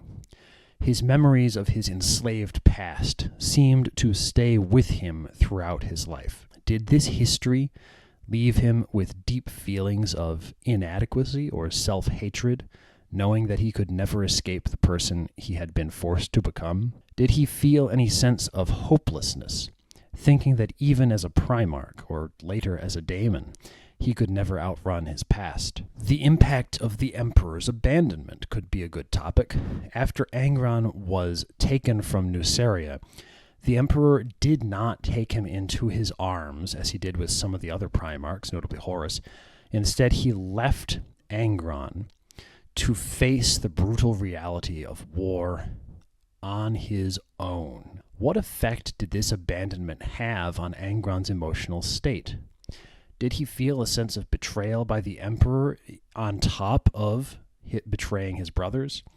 Did this drive a wedge between them that could never heal? How did this abandonment, this lack of mentorship, color his feelings toward the Emperor later in life? Did he feel perhaps that the Emperor, despite his godlike power, did not understand him or care for him? That's accurate, but did he realize it? Angron's relationship with the World Eaters was complex. He eventually loved them in his own way, but the Butcher's Nails made it difficult for him to show this love in a healthy way. His brutal leadership and the constant drive for violence led to deep emotional scars within his legion. How did Angron perceive the bond with his legion over time? Did he view his World Eaters as a family, or did the rage and violence create distance between him and them? Did he see them as pawns, tools to achieve his goals? Or did he struggle with being unable to protect them from the same torment he suffered? Did he ever think twice about the Butcher's Nails? How did Angron feel about his fellow Primarchs, particularly those who sought to achieve victory through more disciplined and controlled means, or perhaps through diplomacy? Did he resent their perceived clean methods of leadership, especially given the intense emotional and physical toll of his own experiences? What did Angron think about his brothers who led through honor or order, such as Sanguinius or Dorn? Did he feel rejected by them because of his wild nature and emotional instability? Was his resentment toward them a form of self-loathing projected outward? And then there's his own struggles with the notion of loyalty. Despite the rage and violence that consumed Angron, he eventually did develop loyalty to his legion. Through this loyalty, he found some sense of brotherhood, though this loyalty was often muddled by his emotional torment and experiences. How did Angron reconcile his loyalty with his desire for freedom from the Butcher's Nails? Did he ever question his loyalty to the Emperor before Horus approached him about it? Or did he remain loyal out of a deeper sense of duty and connection to the Imperium despite the Emperor's neglect of him? How did his internal struggles with loyalty play out in the heresy, when he was torn between his love for his brothers and his need to free himself from what he perceived as chains? Angron's uncontrolled rage and his struggles with the butcher's nails sometimes left him feeling powerless. His need for control could perhaps have been a reaction to the lack of agency he had in his early life as a slave. Did Angron desire control over his emotions, his destiny, and his fate in a way that led him to pursue power and strength? How did this need for control manifest in his leadership of the World Eaters and in his approach to the heresy? His relationship with the warp and the chaos gods could probably be evaluated and explored. Angron's eventual turn to chaos as a result of Lorgar's manipulations was a natural consequence of his inability to escape his pain and anger. How did Angron's emotional state align with the promises of Khorne? Did he view his gifts as an escape from the torment of the butcher's nails and the emotional scars of his past? Did he believe that Khorne could offer him the acceptance and power the Emperor never did? How did his emotional vulnerability to the warp shape his eventual allegiance to the ruinous powers? Later, in a different video, we're going to look at how Lorgar manipulated him into becoming a Daemon Prince. How did he feel about that manipulation? Did he want to become a daemon? Given Angron's history of violence and his inability to control his rage, did he ever feel guilt or self-recrimination for the bloodshed he caused, both on Nuceria and during his time as a Primarch, especially against civilians as collateral damage? Did he ever regret the destruction he left in his wake? Or was his self-loathing so intense that he could not recognize the possibility for redemption or growth? Angron's final moments as a human before his daemonhood were filled with immense emotional conflict at the same time as the physical conflict against Guilliman. As he stood with the forces of chaos against the Imperium, did Angron regret any of his choices, or was he too consumed by his rage to feel anything but the need for vengeance? What were his final thoughts on the Emperor, the Imperium, and his brothers before he fell to daemonhood? Did he find a place for himself in his rage? Or was this collapse into daemonhood just an emotional collapse? I feel that answering some of these issues could further illuminate the profound emotional pain Angron experienced throughout his life. It could be done by the Black Library, but it might be better done by fans. You could do it. His character, much like his legion, was defined by turmoil and conflict, and understanding his emotional needs can help explain why he ultimately became the first or second most tragic figure in the Primarchs, among the Primarchs. If you would like to explore any of these further, that sounds great. Leave a comment and then go make your own video.